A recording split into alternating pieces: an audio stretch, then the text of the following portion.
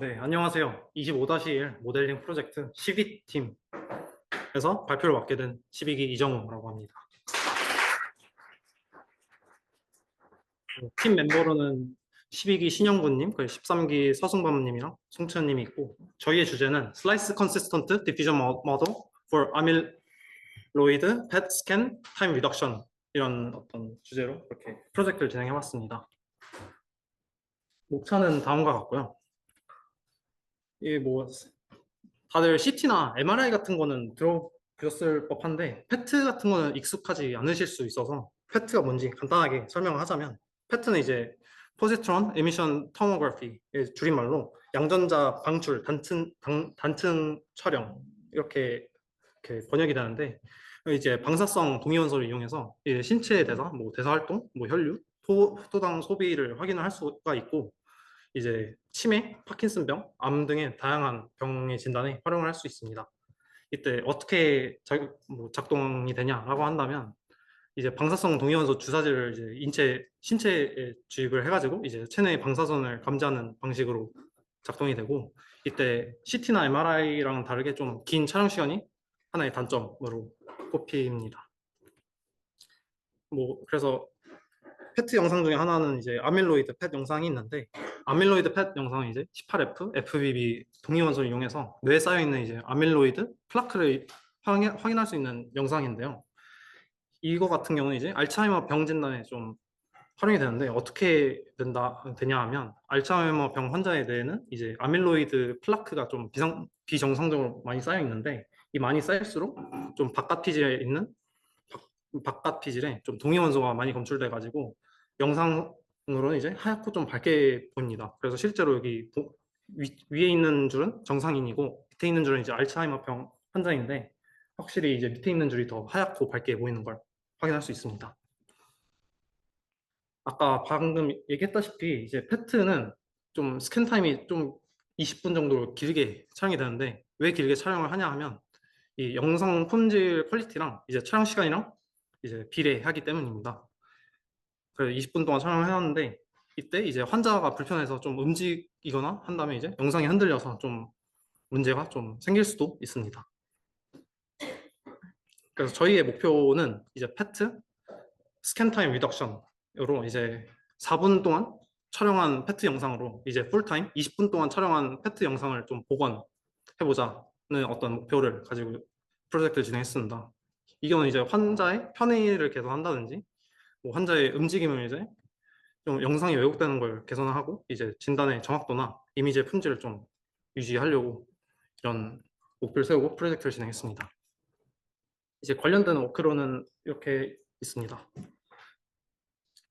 이제 첫 번째는 겐 베이스드 모델을 이용해서 생성을 하는 건데 겐은 다들 잘 아실 거예요. 정규 세션에서도 다룬 내용인데 이제 첫 번째는 이제 사이클 겐 같은 경우도 이제 정규 세션에서도 언급이 된 모델이고 이제 뭐 간단하게 설명하자면 사이클 컨시스턴시 로스를 도입해가지고 언페어드 데이터셋에 적용이 될 수 있는데 하지만 이제 양방향 좀 그 변환을 전제로 하기 때문에 좀 리스트릭션이 좀 강하다 이런 게 좀 하나의 단점이 될 수 있는 사이클 모델이고 두 번째는 이제 커트로 컨트라스티브 언페어드 트랜슬레이션 겐 모델인데 얘 같은 경우는 이제 컨트라스티브 러닝을 좀 기반으로 하는 프레임워크를 사용했고 이제 DCL 겐 같은 경우는 이제 컨트라스티브 러닝이랑 듀얼 러닝 세팅을 좀 기반으로 좀 사이클 겐이나 커트 같은 경우는 이제 모드 콜랩스가 좀 겪을 수 있는데 이 문제를 조금 완화했다고 합니다.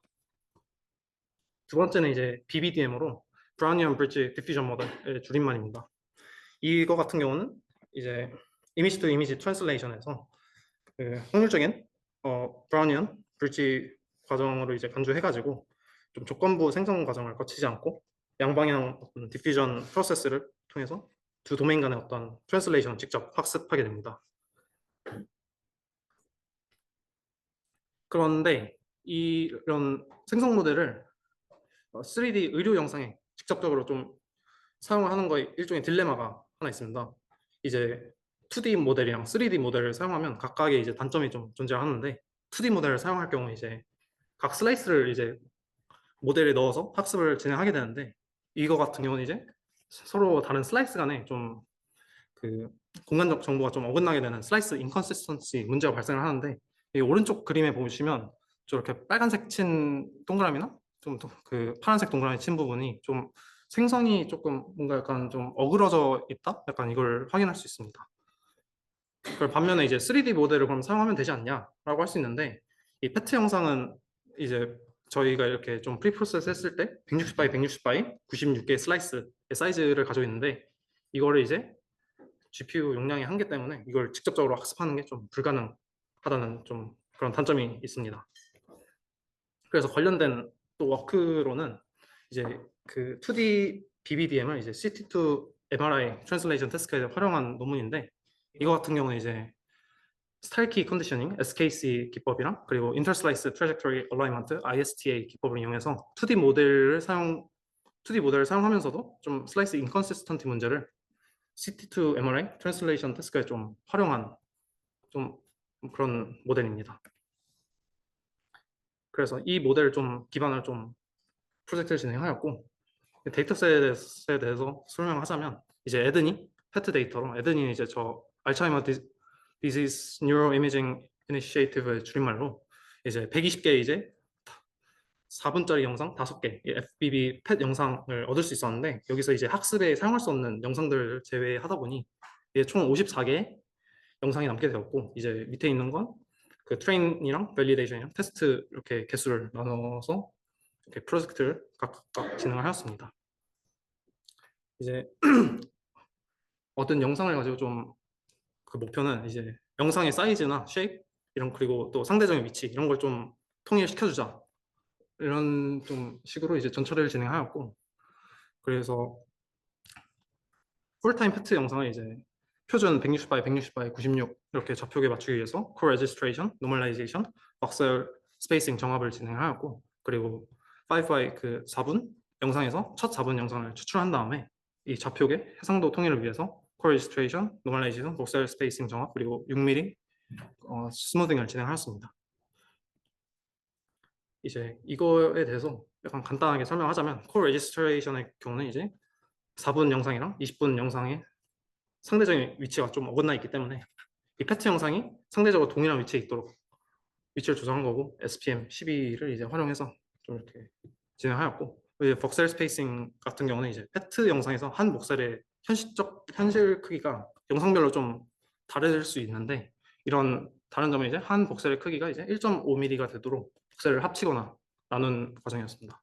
그리고 노멀라이제이션은 패트 영상의 어떤 인텐시티, 뭐 밝기 이런 게 사람별로 매우 달라서 좀 모델에 좀 영향을 줄 수 있는데, 이제 패트 영상이 각 복셀의 값을 손의 평균 어떤 인텐시티로 나눠서 비슷한 인텐시티를 가지도록 하게 하였습니다.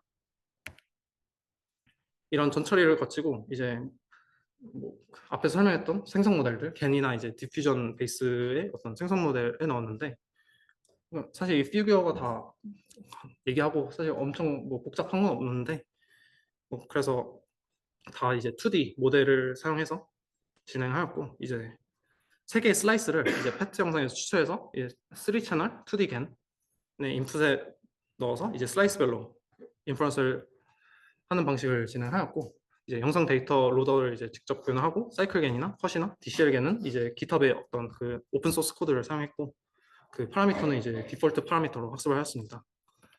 이제 겐뿐만 아니라 BBDM 디퓨전 모델도 그 비슷한 방식으로 진행을 하였고, 이제 스타일키 컨디셔닝이랑 이제 이걸 위해서 패트 영상의 어떤 평균 인텐시티 히스토그램을 좀 추출하였고, 이제 모델의 어텐션 부분에 이렇게 넣어주게 넣어주게 됩니다. 그래서 학습을 진행을 하였고, 이게 이제 실제로 겐을 이용해서 했던 실험들인데, 이제 제일 왼쪽에 있는 게 라 이미지고 제일 오른쪽에 있는 게 그라운드 트루스 어떤 실제 값인데, 이제 사이클 겐 같은 경우는 학습이 잘 안 된 게 눈에 띄고요. 이제 커트 같은 경우는 좀 해상도가 좀 낮아 보이고, DCL 같은 경우는 그나마 이제 그라운드 트루스에 좀 근접한 걸 이제 확인할 수 있습니다. 다음은 이제 DBDM, 디퓨전 베이스드로 이렇게 실험을 해봤는데, 확실히 이제 앞에 있던 겐 베이스드보다는 좀 영상 퀄리티가 좀 더 좋은 걸 확인할 수 있고, 아니 뭐 거의 같은 거 아닌가 싶을 정도로 육안으로 좀 차이가 안 나 보이긴 합니다. 그래서 이거를 이렇게 종합적으로 보면 다음과 같고요. 여기 앞에서 이제 패스트 DDPM이랑 뭐 이런 어떤 또 디퓨전 모델도 사용했는데 학습이 잘 되진 않아서 이런 모델은 또 추가적으로 진행을 하진 않았습니다. 그래서 이런 결과에 대해서 어떤 메트릭이 이걸 수치적으로 하기 위해서 좀 메트릭을 간단하게 설명하자면 이제 NRMSE, 그 PSNR, 그리고 SSIM 이렇게 세 개가 있는데 뭐 그냥 간단하게만 얘기하면 NRMSE는 낮을수록 좋고 PSNR이랑 SSIM은 높을수록 좋다고 생각하시면 됩니다. 그래서 그 5개 테스트 이미지가 있었는데 영상이 있었는데 그거에 대해서 이제 수치들 다 재보았고 이제 왼쪽에 있는 건 이제 모델들로 커트 그리고 DCL겐 그리고 BBDM에서 그냥 라이브한 BBDM이랑 아까 얘기가 되었던 스타일키 컨디셔닝이랑 ISTA를 적용한 그런 어떤 부분인데 확실히 이제 커트 같은 경우는 좀 수치가 좀 매우 안 좋은 걸 볼 수가 있고 이제 DCL 겐이나 뭐 BBDM 그리고 뭐 스타일키 컨디셔닝 한다든지 ISTA를 진행한 부분이 사실 수치적으로 막 크게 차이는 안 나긴 합니다. 하지만 제일 밑에 있는 스타일키 컨디셔닝이랑 ISTA를 같이 적용한 BBDM 모델의 경우 수치가 제일 잘 나왔습니다. 그래서 뭐 별 차이 없는데 이게 뭐가 문제있냐라고 한다면 실제로 영상을 보게 된다면 이제 이 제일 왼쪽에 있는 거 이제 그라운드 트루스, 이제 왼쪽에 있는 DCL겐, 그리고 세 번째는 이제 퓨어 BBDM, 그 마지막은 BBDM의 이제 스타일키 컨디셔닝이랑 이제 ISTA를 진행한 부분인데 이제 DCL겐이나 퓨어 BBDM 같이 그냥 2D 모델, 2D 생성 모델을 이제 나이브하게 적용한다면 이 빨간색 동그라미 어떤 structure inconsistency나 이제 파란색 동그라미 좀 slice inconsistency가 눈에 보입니다. 이제 퓨어 BBDM에서 이제 빨간색 동그라미 보면 이제 뭐가 튀어나와 있는 걸 이제 육안으로 확인할 수 있죠. 이런 좀 문제가 있고 이제 BBDM에 그냥 스타일키만 적용했을 때 이제 BBDM에 IST만 적용했을 때도 어떤 이런 인컨시스턴시가 존재하는데 이걸 둘 다 이제 적용을 하면은 좀 이런 인컨시스턴시가 좀 줄어드는 걸 이제 확인할 수 있습니다. 그래서 이제 이걸 좀 해석을 해보자면 아까 아밀로이드 펫 영상을 판독할 때 대뇌 백질과 이제 피질의 좀 상대적인 인텐시티 분포 차이로 이제 알츠하이머 병을 구분하는데 이제 라 이미지를 보면 이게 좀 화질이 모호해서 이게 뭐 아까 하얗게 될수록 되게 많다 그 많이 쌓여 있다라고 할 수 있는데 라 이미지 같은 경우는 이제 되게 다 하얘가지고 이게 뭐 병이 있는 건지 없는 건지 잘 구분을 못 하는데 이제 생성된 이미지를 통해서 좀 상대적인 분포 차이가 좀 더 뚜렷하게 나타나가지고 좀 더 정확하게 진단을 기여를 할 수 있습니다. 그리고 저희가 이제 겐이랑 디퓨전 모델을 돌봤을 때 했던 뭐 경험적인 어떤 결과들로 사실 뭐 네, 이론이랑 거의 비슷한 부분이고 겐 같은 경우는 이제 트레인이나 인퍼런스 타임이 좀 상대적으로 빨랐고 하지만 이제 사이클 겐 같은 경우는 이제 모델 콜랩스 형상이 자주 발생했습니다. 이걸 학습을 여러 번 했는데도 계속 되는 어떤 현상이 있었고 반면 이제 디퓨전 같은 경우는 성능도 좋았고 이제 트레이닝도 안정적으로 잘 됐는데 이제 인퍼런스 타임이 좀 8분 정도 좀 상대적으로 겐에 비해서 늘었습니다. 이제 결과를 얘기를 하자면 다음과 같고 이제 이 에드니 이 데이터셋을 이용해서 이제 아밀로이드 펫 스캔 타임 리덕션 모델을 이제 개발했고 이제 아까 4분 영상으로 풀타임 20분 영상 이렇게 복원을 했는데 이렇게 5분의 1로 촬영 시간을 좀 단축해서 좀 환자 평행이나 움직임 영상 오차 개선에 좀 기여를 할 수가 있고 특히 이제 BBDM이랑 이제 SKC 그리고 ISTA를 같이 적용한 모델의 경우 정말 꽤 높은 성능 이제 수치적으로는 좋게 되는데 이걸 달성을 했고 이제 겐 베이스드 모델보다 좀 더 나은 성능을 확인할 수 있는 거 이제 수치적으로 확인했고 수치적뿐만 아니라 이제 또 이미지로도 확인했고 세 번째 이제 아밀로이드 펫스캔 타임 리덕션에서 발생할 수 있는 이제 슬라이스 인컨시스턴시 현상을 또 실제 이미지에서 아까 말씀드렸다시피 확인할 수 있었고 이제 스타일키 컨디셔닝이랑 ISTA를 적용해서 개선 가능한 걸 이제 확인했습니다. 그리고 하지만 이제 좀 리미테이션이 있는데 좀 상대적으로 양이 적은 양의 데이터로 저희가 총 이제 54개의 데이터를 사용했는데 좀 어떻게 보면 좀 많이 부족한 데이터를 이용해서 좀 결과가 뭐 너무 편향되지 않았나 이런 뭐 한계점이 하나 있고, 또 데이터 중에 이제 알츠하이머 샘플이 좀 부족한 게 좀 저희 프로젝트랑 조금 어긋나지 않았나 라는 생각이 있습니다. 그리고 사실은 저희가 지금 계속 진행을 하고 있는데, 여기 원래 있던 논문에서 이제 BBDM의 스타일키랑 이제 스타일키 컨디셔닝이랑 이제 ISTA 샘플링을 통해서 계속 이렇게 좀 더 나은 좀 슬라이스 컨시스턴트하게 영상을 좀 복원을 하는 건데, 저희가 지금 계속 시도를 해보는 게 이제 BBDM 대신 다른 2D 디퓨전 모델을 사용해서 좀 더 빠르거나 좀 더 효율적인 어떤 모델을 좀 개발해보자 이고, 사실 이게 구현이 막 엄청 원활하게는 되지는 않아서 네, 이걸 계속 진행을 하고 있습니다. 네, 감사합니다.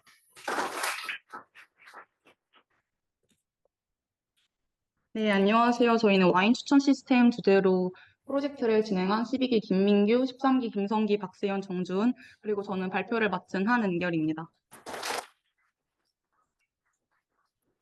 저희가 다음과 같은 순서로 발표를 진행할 건데, 발표를 진행하기 앞서서 저희가 뭔가 세션에서 많이 다룬 NLP나 CB가 아니라 그래프 기반으로 한 추천 시스템을 만들었기 때문에 좀 모르는 단어가 많이 나오실 거예요. 근데 그때마다 제가 다 설명을 할 수는 없어서 알아서 이제 GPT에 좀 질문을 하시면서 발표를 들어주시면 감사하겠습니다.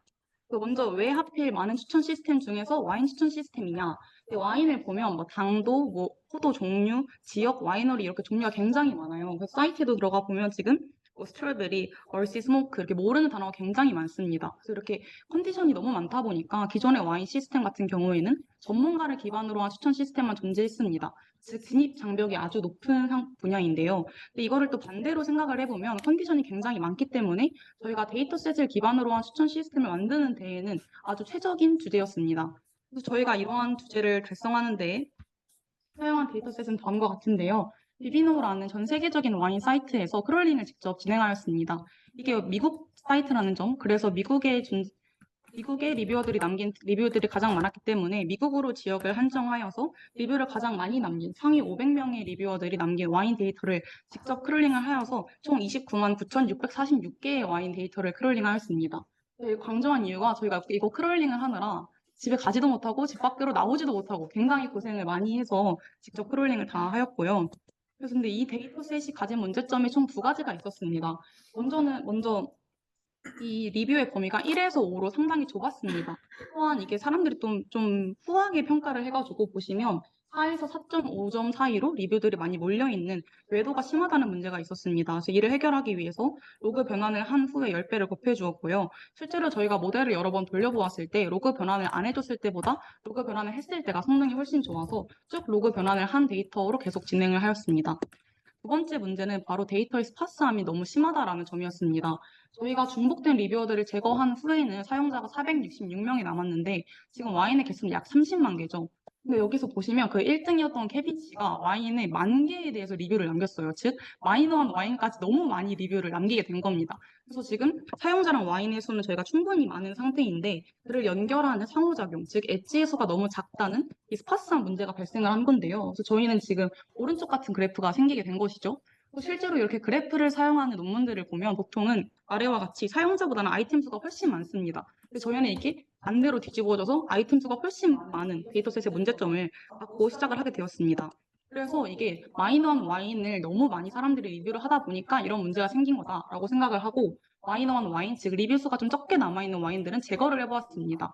리뷰가 2개 이하인 와인을 제거하였을 때 36,000개가 남았고 저희가 이렇게 위에서부터 데이터 버전 1, 2, 3로 나눠서 모델을 돌려보았는데 여러 번 돌려보아도 버전 2, 3보다는 항상 버전 1 데이터가 좋은 성능을 보여서 쭉 버전 1 데이터로 사용을 하였습니다. 근데 이렇게 와인을 남겨놓은 상태에서도 36,000개, 지금 사용자가 466명인데 와인이 36,000개, 여전히 스파스함은 남아있는 상태로 프로젝트를 시작하였습니다. 그래서 저희 모델링 프로젝트의 목표는 약 3가지로 두었는데요. 첫 번째 목표는 바로 협업 필터링을 통해서 기존 사용자들에게 좋은 추천 시스템을 제공하자입니다. 협업 필터링을 간략히 설명을 하면 지금 그램을 보시면 파랑이랑 주황이가 지금 위에 있는 4개는 똑같이 같이 좋아하고 있죠. 근데 마지막 토마토는 지금 주황이만 좋아하고 있어요. 즉 파랑이랑 주황이는 취향이 비슷한 겁니다. 그러니까 파랑이한테 너랑 취향이 비슷한 주황이가 좋아했던 토마토야 하고 토마토를 추천해 줄 수 있는 거죠. 근데 이거의 치명적인 문제는 내가 기존에 이미 좋아했던 데이터가 있어야만 하는 겁니다. 즉 신규 사용자들에게는 뭐 추천을 못 해주는 거예요. 그래서 저희가 이렇게 기존 사용자뿐만 아니라 신규 사용자들도 챙겨주기 위해서 하이브리드 시스템을 같이 도입하였습니다. 하이브리드 시스템은 이제 콜라보레이티브 필터링, 즉 협업 필터링과 내용 기반 필터링을 같이 합친 모델을 말하는데요. 이 내용 기반 필터링은 이름에서도 알 수 있듯이 와인의 성분, 즉 내용을 기반으로 하는 겁니다. 만약에 제가 좀 달고 가격이 낮은 와인을 추천해줘 라고 하면 여기서 당도랑 가격이라는 내용 두 가지를 같이 필터링을 하게 되죠. 그렇기 때문에 기존에 내가 뭘 좋아했던 구매 이력이 없었더라도 새로운 조건, 내용을 기반으로 하여 추천을 할 수 있어서 기존 사용자와 새로운 사용자 모두에게 추천이 가능한 모델입니다.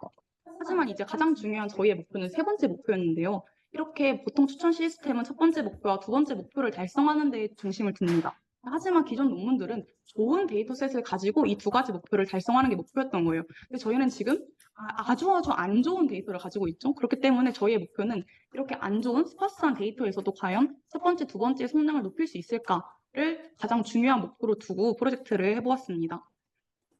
그래서 전반적인 파이프라인을 다룬 것 같은데요.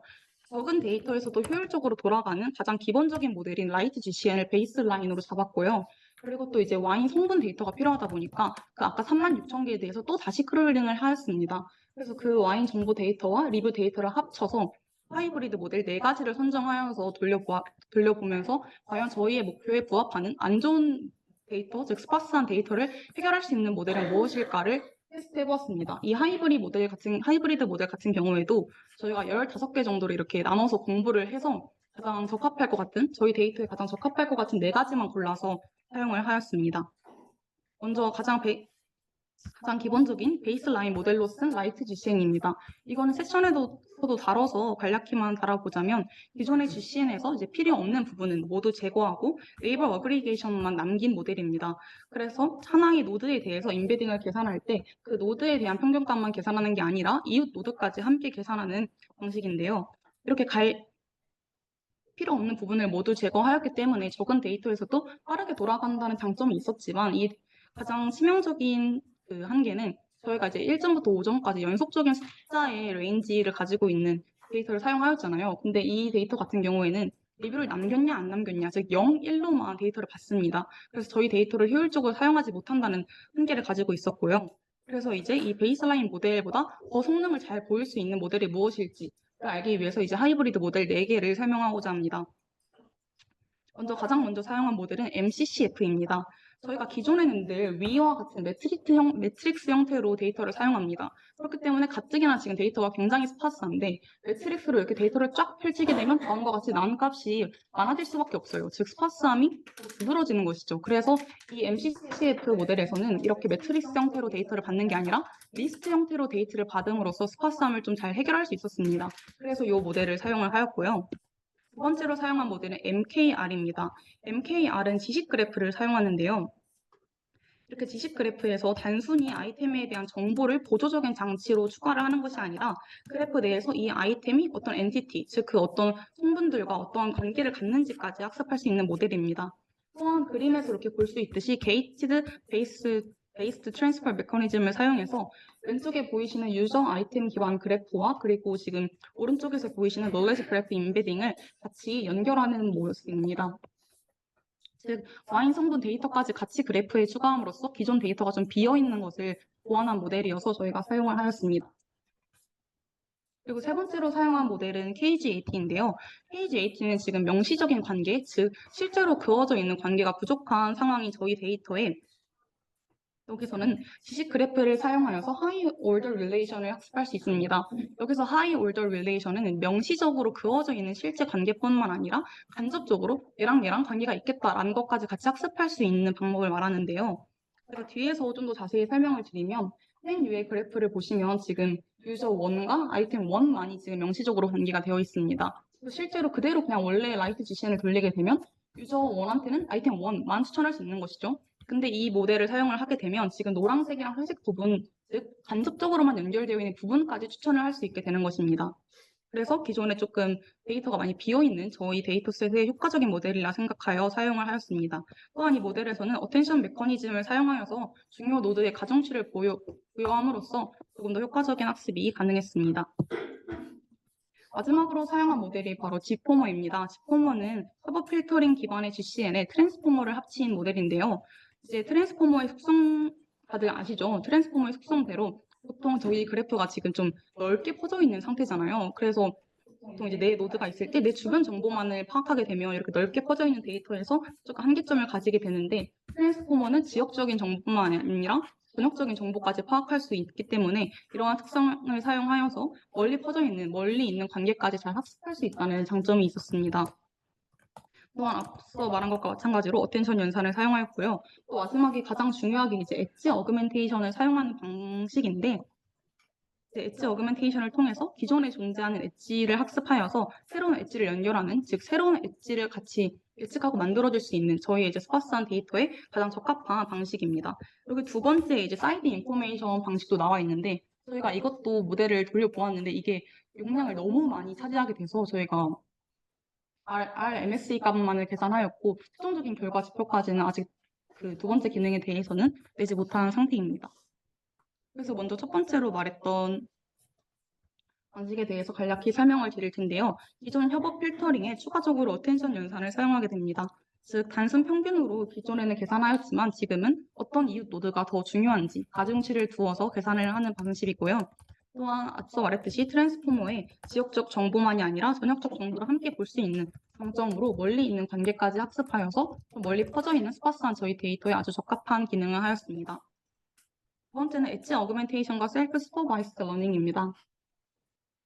이 방식은 먼저 훈련 중에 유저 아이템 간 엣지를 무작위로 제거를 합니다. 즉 이렇게 무작위로 제거를 함으로써 과연 우리 데이터에서 이렇게 제거를 해서 데이터를 좀 이렇게 콩콩 뚫리게 만들어도 과연 이러한 상황에서도 모델이 잘 돌아갈 수 있을까? 이 상황에서도 모델이 잘 돌아갈 수 있게 만들자가 이 모델의 목표였던 것입니다.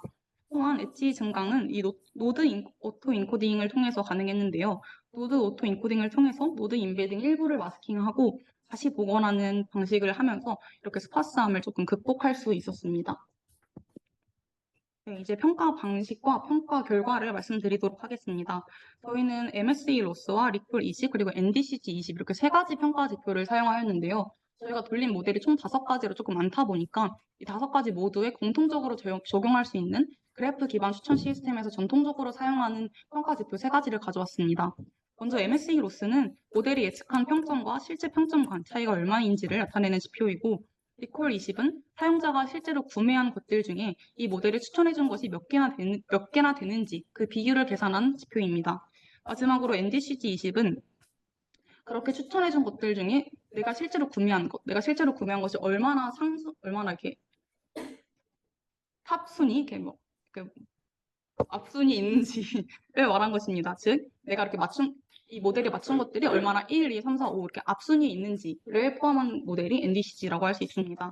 실제로 이렇게 결과를 돌려봤을 때 G포머가 리콜 20과 NDCG 20 모두에서 가장 좋은 성능을 보였고 KGAT 역시 NDCG에서 높은 성능을 보인 것을 확인할 수 있습니다. 즉 저희가 이제 기본 베이스라인 모델로 가지고 있었던 라이트 GCN이 해결하지 못한 문제를 저희가 생각한 기준으로 고른 하이브리드 모델 4개가 이러한 스파스한 데이터에서도 추천 시스템에 좋은 성능을 보였다라는 결과를 말하고 있습니다. 마지막으로 한계점과 컨트리뷰션을 정리해 보았습니다. 먼저 가장 큰 한계점은 보통 논문에서 해결하려고 하는 스파스한 데이터보다도 저희가 이제 더 스파스한 데이터를 가지고 있었던 것입니다. 기존 추천 시스템 논문에서도 당연히 스파스함을 해결하려고 했겠죠.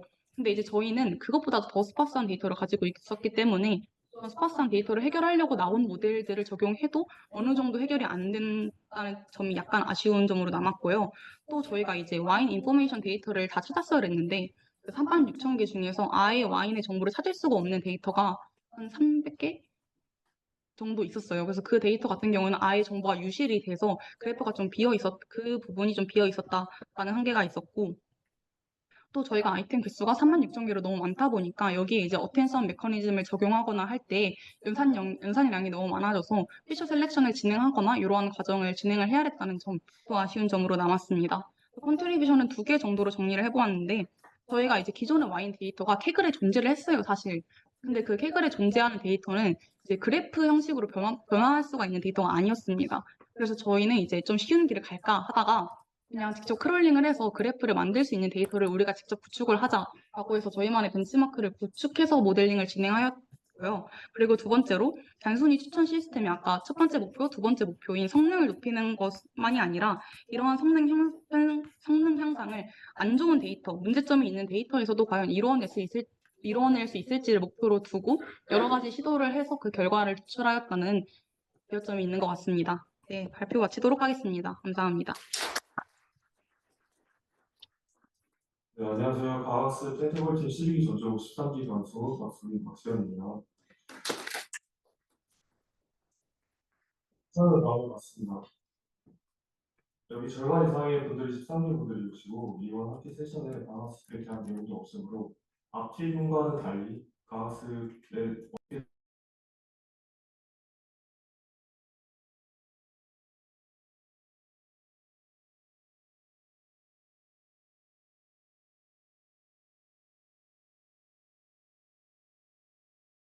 우선 리포스가 저희는 사이즈와 같이 에이전트가 인바이런트가 상호작용을 하면서 학습을 하게 됩니다. 현재 스테이트 ST에서 이제 액션 AT를 하면 다음 스테이트 ST 플러스 1 그리고 리워드 RT를 갖게 되는 식이죠. 이 스텝마다 어떤 데이터 ST, AT, RT 그리고 ST 플러스 1이 트레젝터리 안에 이렇게 저장이 됩니다. 그리고 이 하나의 트레젝터리가 이제 하나의 에피소드라고 볼 수 있죠. 가방스의 목표는 여러 에피소드를 통해서 얻은 리워드의 총합의 기대값이 실행가 되도록 각 스테이지에 따라 어떤 액션, 어떤 최적의 액션을 취할지 결정해 주는 것입니다. 그러면 이를 간단한 예시를 통해서 확인해 봅시다. 먼저 이 나 아나 하는 그 강아지가 그 에이전트인데 이 그리드 월드의 이바이먼트와 상호작용한다고 합시다.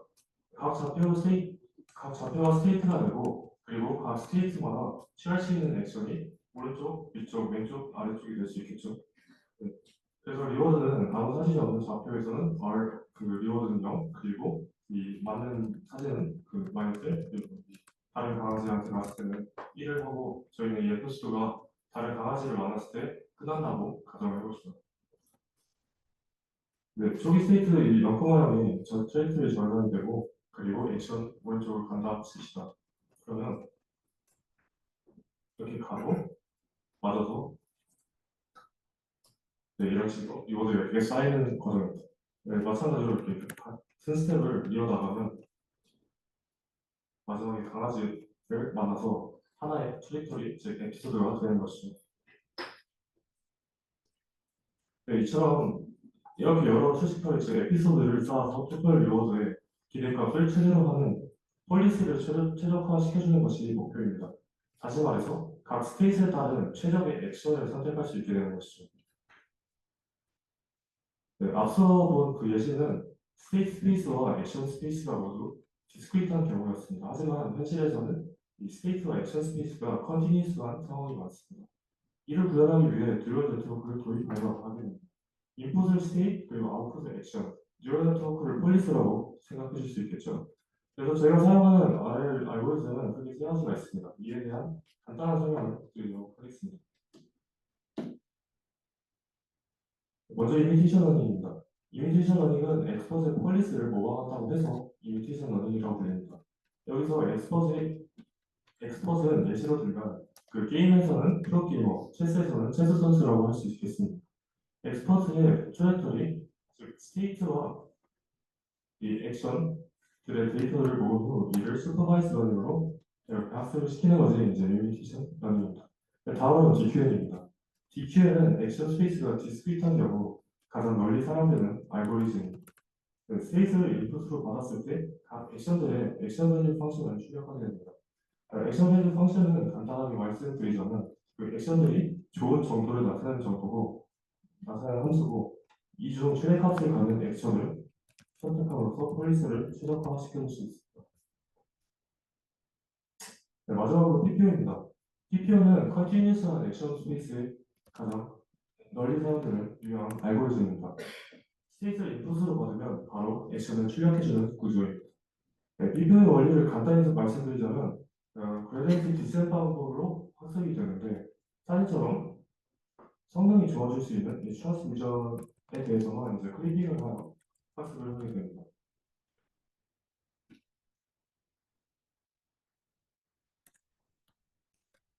네, 그럼 이제 본격적으로 저희 프로젝트에 대한 인트로에 대해서 설명을 드리도록 하겠습니다.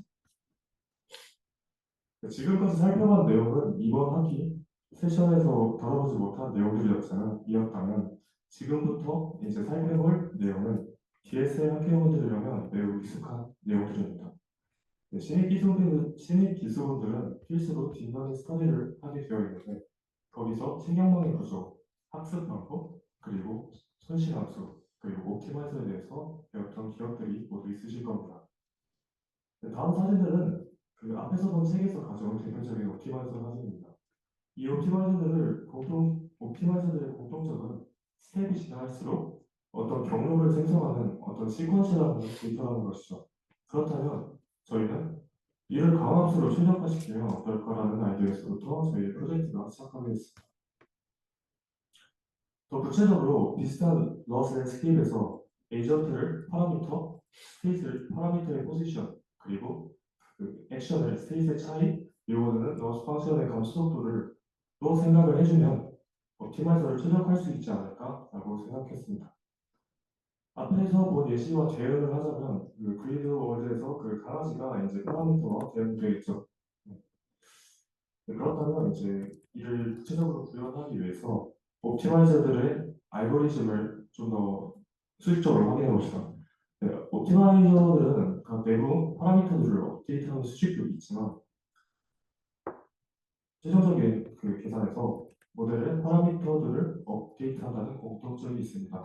네, 이들의 공통점을 함수화한다면 네, 이와 같습니다. 네, 파라미터 W 그리고 그 파라미터 W를 그 스페이스로 그리고 그 차이를 액션으로 생각을 한다면 다음과 같이 뉴럴 네트워크를 도입하여 함수화해 줄 수 있다고 생각했습니다. 이는 다시 말해 기존 핸드메이드인 옵티마이저 수식을 뉴럴 네트워크로 자동화해 줄 수 있다고 생각했습니다. 네, 지금까지 정리를 하자면 저희는 두 가지 호기심에서부터 프로젝트를 시작했다고 할 수 있습니다. 첫 번째는 파라미터들은 시퀀셜한 데이터이기 때문에 옵티마이저를 강함수로 최적화할 수 있지 않을까와 두 번째는 널리 쓰이는 옵티마이저들은 모두 핸드메이시며 이들의 공통적인 수식을 확인했을 때 뉴럴 네트워크로 자동화할 수 있지 않을까입니다. 이 둘을 합쳐서 옵티마이저를 뉴럴 네트워크로 두고 강함수로 최적화해보자 하는 주제로 이번 프로젝트를 진행하게 됐습니다. 이제 메서드 도구입니다. 네, 기본 세팅은 다음과 같습니다. 그 앞에서 말씀드린 것처럼 비슷한 러스의 스킵에서 옵티마이저의 최적화를 기대할 수 있다고 했습니다. 근데 같은 태스크 안에서는 러스 펑션이 유사하므로 비슷한 러스의 스킵을 기대할 수 있겠죠. 그렇기 때문에 특정 태스크 안에서 옵티마이저를 최적화하는 것을 목표로 하였습니다. 한편 여러분도 잘 아시겠지만 강학습은 성능 한번 확인하기 위해서 코드를 돌리는 데만 매우 오랜 시간이 걸리므로 저희는 시간을 최대한 줄이기 위하여 가장 간단한 모델에서부터 성능을 확인하고자 하였습니다. 따라서 데이터셋은 엑리스트 그리고 모델은 그 2층 툴레이어 MLP 48, 48, 10의 노드로 그리고 태스크는 클래시피케이션, 옵티마이저는 저희가 이제 최적화할 옵티마이저로 구성을 했습니다. 옵티마이저를 최적화하는 과정에 대해서 더 자세히 말씀드리자면 먼저 클래시피케이션 태스크 안에서 2층 NLP가 학습이 진행되겠죠. 그러면 저희는 이제 한 번에 트레이닝을 10에폭으로 설정을 해줬습니다. 이는 파라미터가 초기 상태부터 러스 펑션 값이 충분히 줄어들 때까지의 경로로 생각해 줄 수 있겠죠. 이렇게 한 번의 트레이닝의 과정을 하나의 에피소드로 보고 여러 에피소드를 통해 강압수로 옵티마이저를 최적화해 주겠다는 아이디어입니다. 네, 먼저 옵티마이저를 이미테이션 러닝과 PPO를 사용하여 최적화를 해줬습니다. PPO는 앞에서 말씀드렸듯이 액션 스페이스가 연속인 환경에서 가장 많이 사용되고 성능이 좋게 유명한 알고리즘입니다. 하지만 PPO로만 학습하기에는 너무 불안정하고 에피소드를 좀 매우 많이 모아야 한다는 단점이 있겠죠. 그렇기 때문에 저희는 그 이미테이션 러닝으로 먼저 엑스포진 아담을 모방하여 큰 틀을 잡고 그 다음에 PPO로 최적화하자는 생각을 했습니다. 네, 구체적인 아키텍처는 그 지금 사이트에서 보이는 것처럼 다음과 같습니다. 네, 먼저 엑스포진 아담을 이미테이션 러닝으로 모방을 해주고 그리고 이때 그 에이전트는 트랜스포머를 사용해줬습니다.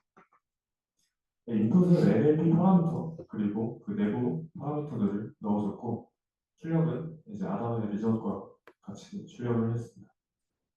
그리고 네, 이후 이제 이미테이션에서 학습한 그 틀을 갖고 PPO를 통해 최적화를 해줬습니다. 기존 PPO와는 다른 점은 저희 이제 시퀀셜한 데이터를 다루고 벡터와 크레딧 이 모델을 모두 트랜스포머를 사용한 점입니다. 하지만 이 알고리즘에는 큰 문제가 있었습니다. 네. 먼저 스테이트, NLP의 파라미터들을 다룬다고 했었는데, 그 작은 모델이어도 하나의 에피소드가 몇만 번의 이터레이션이므로 이를 모두 담기에는 약간 메모리 문제가 발생합니다. 그리고 두 번째, 스테이트 디멘션이 크므로 그에 따른 이제 액션 디멘션도 매우 큽니다. 그래서 이를 PPO로 적용하는 것은 매우 불안정한 문제가 발생했었습니다. 네, 앞에 말씀드린 그 문제를 해결하기 위해서 액션 스페이스를 이제 기존 옵티마이저들 중 하나로 선택을 하는 식으로 5개의 디스크리트한 차원으로 줄여줬습니다. 네, 이를 통해서 클래시피케이션의 학습이 진행할수록 각 스테이트마다 5가지 옵티마이저들 중 하나를 액션으로 선택을 하여 옵티마이저를 최적화할 수 있다고 기대를 했습니다. 아키텍처는 다음과 같습니다. 네, 그 차이점은 그냥 그 DQN을 사용한다는 점은 네, 결과를 보자면 이제 일단 먼저 최적화한 옵티마이저들은 기존 옵티마이저와 그 비교를 해주기 위하여 단일 옵티마이저들로 클래시피케이션을 학습했을 때 테스트 어큐시를 측정했습니다. 네, 하지만 문제는 수렴하게 되는 옵티마이저가 그 코드를 돌릴 때마다 바뀐다는 점입니다. 네. 그래서 또한 각 옵티마이저로 수렴을 하였을 때 그 테스트 어스큐리시를 확인을 해본다면 기존 핸드메이드와 비교를 했을 때 어큐리시가 낮게 나오는 것을 확인해 줄 수 있습니다. 이렇게 성능이 낮게 나오고 최적화되는 액션이 랜덤하게 나오는 문제가 있었습니다. 이는 각 스텝마다 옵티마이저들을 선택하게 되면서 발생한 문제라고 해볼 수 있습니다. 각 옵티마이저들은 내부 파라미터를 갱신하는 방법이 달라서 스텝마다 선택을 하게 되면 파라미터의 갱신이 이제 불안정해질 수 있다는 것이죠. 네, 이에 대한 대안으로 분포를 학습하여 하기 위해 전 스텝들의 그 파라미터도 같이 스테이트로 넣는 것을 생각해 보았습니다. 하지만 이렇게 되면 그 앞에 처음에 봤던 것처럼 그 스테이트 디멘션이 너무 커지는 문제가 발생할 수 있죠. 그래서 궁극적인 문제, 즉 그 스테이트 디멘션이 커진다는 문제를 해결하기 위해서 파라미터의 차원이 훨씬 작은 러닝의 스케줄을 최적화하자는 생각을 했습니다. 네, 그 기본 구성은 옵티마이저 최적화와 매우 유사합니다. 그냥 옵티마이저를 클래시피케이션에서 많이 사용하는 아람을 사용하고 러닝의 스케줄만 그 앞선 방법과 같이 최적화를 해줬습니다. 네, 저희가 먼저 사용한 방법은 이제 똑같이 옵티마이저의 DQN을 적용을 했습니다. 이번에는 액션 스페이스를 5개로, 즉 그 파이터치에서 제공하는 대표적인 스케줄러 5개를 사용하였습니다. 네, 앞에서 발생한 그 인스테빌리티의 문제를 막기 위하여 저희는 스테이트에 이전 512 스텝의 러닝레이스를 추가하였습니다. 결과입니다. 네, 그 NLP 모델의 테스트스가 오히려 늘어나는 것을 확인해 줄 수 있었고, 그리고 액션도 학습이 될수록 수렴하는 양산량은 랜덤하게 선택되는 결과가 나왔습니다.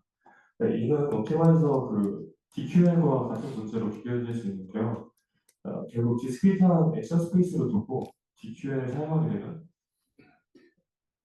네, 그 액션의 액션 밸류 펑션이 비슷하게 나오는 문제가 있을 수 있었습니다. 이는 약간 저희가 너무 단순한 모델을 사용해서 그렇지 않을까 싶어서 이걸 해결하기 위해 저희는 이제 액션 스페이스를 다시 이제 컨티뉴스로 생각하여 이미테이션 러닝과 PPO를 작용했습니다. 네, 네, 그 전과 다른 점은 이제 스포트를 세 가지를 구성을 해줬고 또 이미테이션 한 다음에 PPO로 적용을 해줬습니다. 네, 지금까지 구성했던 메서드들이 이제 성능이 안 좋았던 원인들을 분석하여 인바이먼트를 좀 더 정교하게 수정했습니다. 먼저 스테이스입니다. 스테이스는 이전 500 시리즈 정보를 담고 있습니다. 각 스텝마다 이제 5가지의 정보를 저장하고 있죠. 러닝레이트 그리고 두 번째 레이어와이스 그레디언트입니다. 이거를 추가한 이유는 이제 랜드스케이프의 경사가 이제 가파른 편인지 평평한 편인지 확인하고 모든 레이어들이 이제 골고루 학습되는 것을 확인할 수 있어서 추가해서 이제 다음으로 이제 트레이닝 러스랑 밸리데이션 러스를 갖고 마지막으로 넥스트 스텝 레이시오를 넣어줬습니다. 다음으로 액션 스페이스입니다. 액션은 다음 스텝의 러닝 레이시입니다. 모델은 액션을 바로 출력하게 됩니다. 마지막으로 리워드입니다. 리워드는 세 가지로 구성을 해줬습니다. 첫 번째로 이제 다이버스 페널티인데 트레이닝 학습 과정에서 발생하는 발산을 페널티로 또 발산을 막도록 했습니다. 그리고 이제 트레이닝 학습과 밸리데이션 학습을 넣어서 이거를 커스트로 넣어서 이제 도를 감소하는 방향으로 조작하도록 해줬습니다. 네, 최종적으로 리워드식은 다음과 같습니다. 앞서 설명드린 것처럼 다이버스 페널티, 트레이닝 학습, 밸리데이션 학습, 512 스텝의 리워드를 구성하고 각 요소에 가중치를 부과하여 이제 학습을 시켜줬습니다. 네, 이제 엑스페리먼스입니다. 네, 먼저 기존 러닝 베이스 스케줄과 저희가 이미테이션 러닝과 PPO를 최적화한 러닝 베이스 스케줄러의 비교한 실험입니다. 클래시피케이션 테스트에서 러닝 베이스 스케줄러를 바꿔가며 이제 러스 값을 이터레이션에 따라 시각화해줬습니다. 같은 러닝 베이스 스케줄에서 약 10번을 돌리고 평균을 낸 값들입니다. 네, 이미테이션 러닝 PPO로 학습한 러닝 베이스 스케줄러는 기존 핸드메이드 러닝 스케줄보다 더 빠른 수정을 보장하고 그리고 적은 노이즈를 발생하는 것을 확인해 볼 수 있습니다. 또한 저희는 이미테이션 러닝 그리고 PPO를 학습한 러닝 베이스 스케줄러는 PPO를 통해 학습하더라도 초기에 이제 모방한 엑스퍼스의 전반적인 기억을 유지한다는 것을 확인해 줄 수 있었습니다. 아, 네, 알겠습니다. 네, 그러면 이제 PPO랑 IL PPO를 분석한 결과 이거 혹시 몇 분 남았죠? 끝났어요. 이제 이거를 저희는 한 테스트에서만 했는데 시간 관계상 나중에 이제 좀 더 유용한 테스트 적용을 어디에 할 수 있을까 했는데 네, 사이팅을 스위치업으로 생각해보고 있습니다. 네.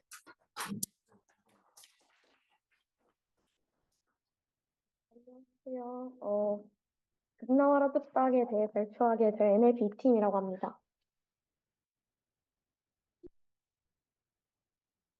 네, 이제 금나와라 뚝딱의 의미는 금민이를 위한 경제뉴스 리딩메이트 나와라 뚝딱이라는 의미를 가지고 있고요.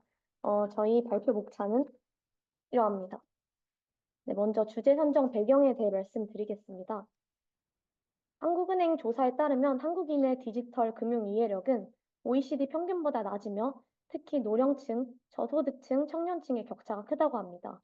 그 원인은 정보 접근은 가능하지만 내용을 제대로 이해하지 못하는 데서 오는 어려움이 크기 때문입니다. 실제로 사회 초년생들이 경제 기사를 읽다 보면 비관계형 통화 수업 같은 낯선 용어들 때문에 그래서 그때마다 검색을 반복하느라 뉴스의 흐름이 끊기고 피로감이 커지게 됩니다. 그래서 저희는 이러한 문제를 해결하고자 경제를 쉽게 설명해주는 챗봇을 만들게 되었습니다. 다음은 저희가 사용한 데이터셋에 대한 설명입니다. 먼저 데이터는 2024년 1월부터 6월까지 네이버 경제 뉴스의 주요 8개의 분야에서 크롤링을 통해 수집하였습니다. 수집 항목으로는 뉴스 본문, 헤드라인, 링크, 카테고리 등을 포함했으며 이 데이터를 기반으로 뉴스 내용을 분석하고 챗봇 학습을 시켰습니다. 네, 저희는 전처리 과정을 거쳤는데요. 먼저 500자 이하의 짧은 뉴스는 제외하고 정보량이 충분한 기사만 활용했습니다. 또 여러 카테고리가 혼합된 기사의 경우 본문을 분석해 핵심 주제에 따라 대표 카테고리로 자동 분류했습니다. 예를 들어 어떠한 뉴스가 금융, 산업 분야에 모두 속하더라도 본문 흐름상 핵심 주제가 금융이라면 금융으로 태깅되는 방식입니다. 네, 다음은 전체적인 모델 파이프라인에 관한 설명입니다. 먼저 기반이 되는 건 네이버 경제 뉴스 데이터셋이고 사용자는 관심 분야나 카테고리를 선택해서 뉴스를 받아보게 됩니다. 이 뉴스는 챗봇 프레임워크에 들어가며 순차적으로 다음 기능들이 작동하는데요. 뉴스 요약, 경제 용어 설명, 그리고 NER 기반의 기업 설명, 사용자의 추가 질문 처리, 그 다음에 유사 뉴스 추천, 마지막으로 이해도 확인을 위한 퀴즈 제공입니다. 이렇게 사용자는 단순히 읽는 것을 넘어서 요약, 이해, 확장, 복습까지의 전 과정을 챗봇과 함께 할 수 있습니다. 네, 이제 모델링 과정에서 쓰였던 요약에 관한 설명인데요. 경제 개념에 익숙하지 않은 초보자도 내용을 쉽게 이해할 수 있도록 프롬프트 엔지니어링을 활용하여 요약문의 표현을 조정하였습니다. 구체적으로 사용한 주요 프롬프트는 이 화면과 같고요. 이 슬라이드는 경제기사 원문과 요약문의 비교 예시입니다. 왼쪽에는 실제 경제기사 원문 일부가 나와 있고 오른쪽은 이를 요약한 내용입니다. 경제기사 원문의 경우 프로젝트 파이낸싱 같은 전문적인 경제 용어가 등장하고 문장 구조도 다소 복잡하고 어렵게 느껴질 수 있습니다. 반면 오른쪽으로 된 요약문은 경제 초보자도 이해할 수 있도록 표현을 쉽게 바꾸고 핵심 내용을 간결하고 명확하게 전달하였습니다. 저희는 요약문의 품질 평가에 G200 기법을 활용하였는데요. 이는 LLM이 생성 결과를 다시 평가하는 방식으로 GPT-4 기반의 G200은 서머리 이밸류에이션에서 인간 평가와 높은 소타를 보였습니다.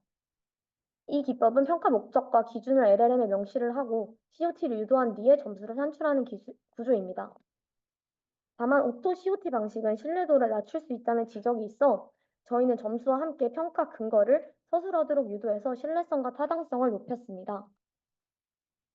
그래서 저희는 COT 대신에 적절성, 일치성, 일관성, 유창성 등의 초심자 관점의 이해도를 추가해서 각 항목 4점, 총 20점 기준으로 평가를 했고 평균 19.4점으로 전반적으로 높은 품질을 보였습니다. 각 점수에 대한 근거를 LLM이 서술하도록 유도해서 G200 후속 연구에서 제안한 방식처럼 신뢰성과 타당성도 함께 확보할 수 있었습니다. 네, 다음으로는 경제용어 설명 시스템인데요. 경제용어 설명 시스템은 LLM을 통해 경제용어를 자동 추출하고 레그 기법으로 설명을 생성하고 마지막으로 인베딩 유사도 분석을 통해 연관 용어까지 추천하는 시스템을 구축했습니다. 먼저 주어진 경제 관련 신문 기사를 기반으로 기사 이해에 필수적인 핵심 경제용어 5개를 추출하도록 LLM에 지시를 하게 됩니다.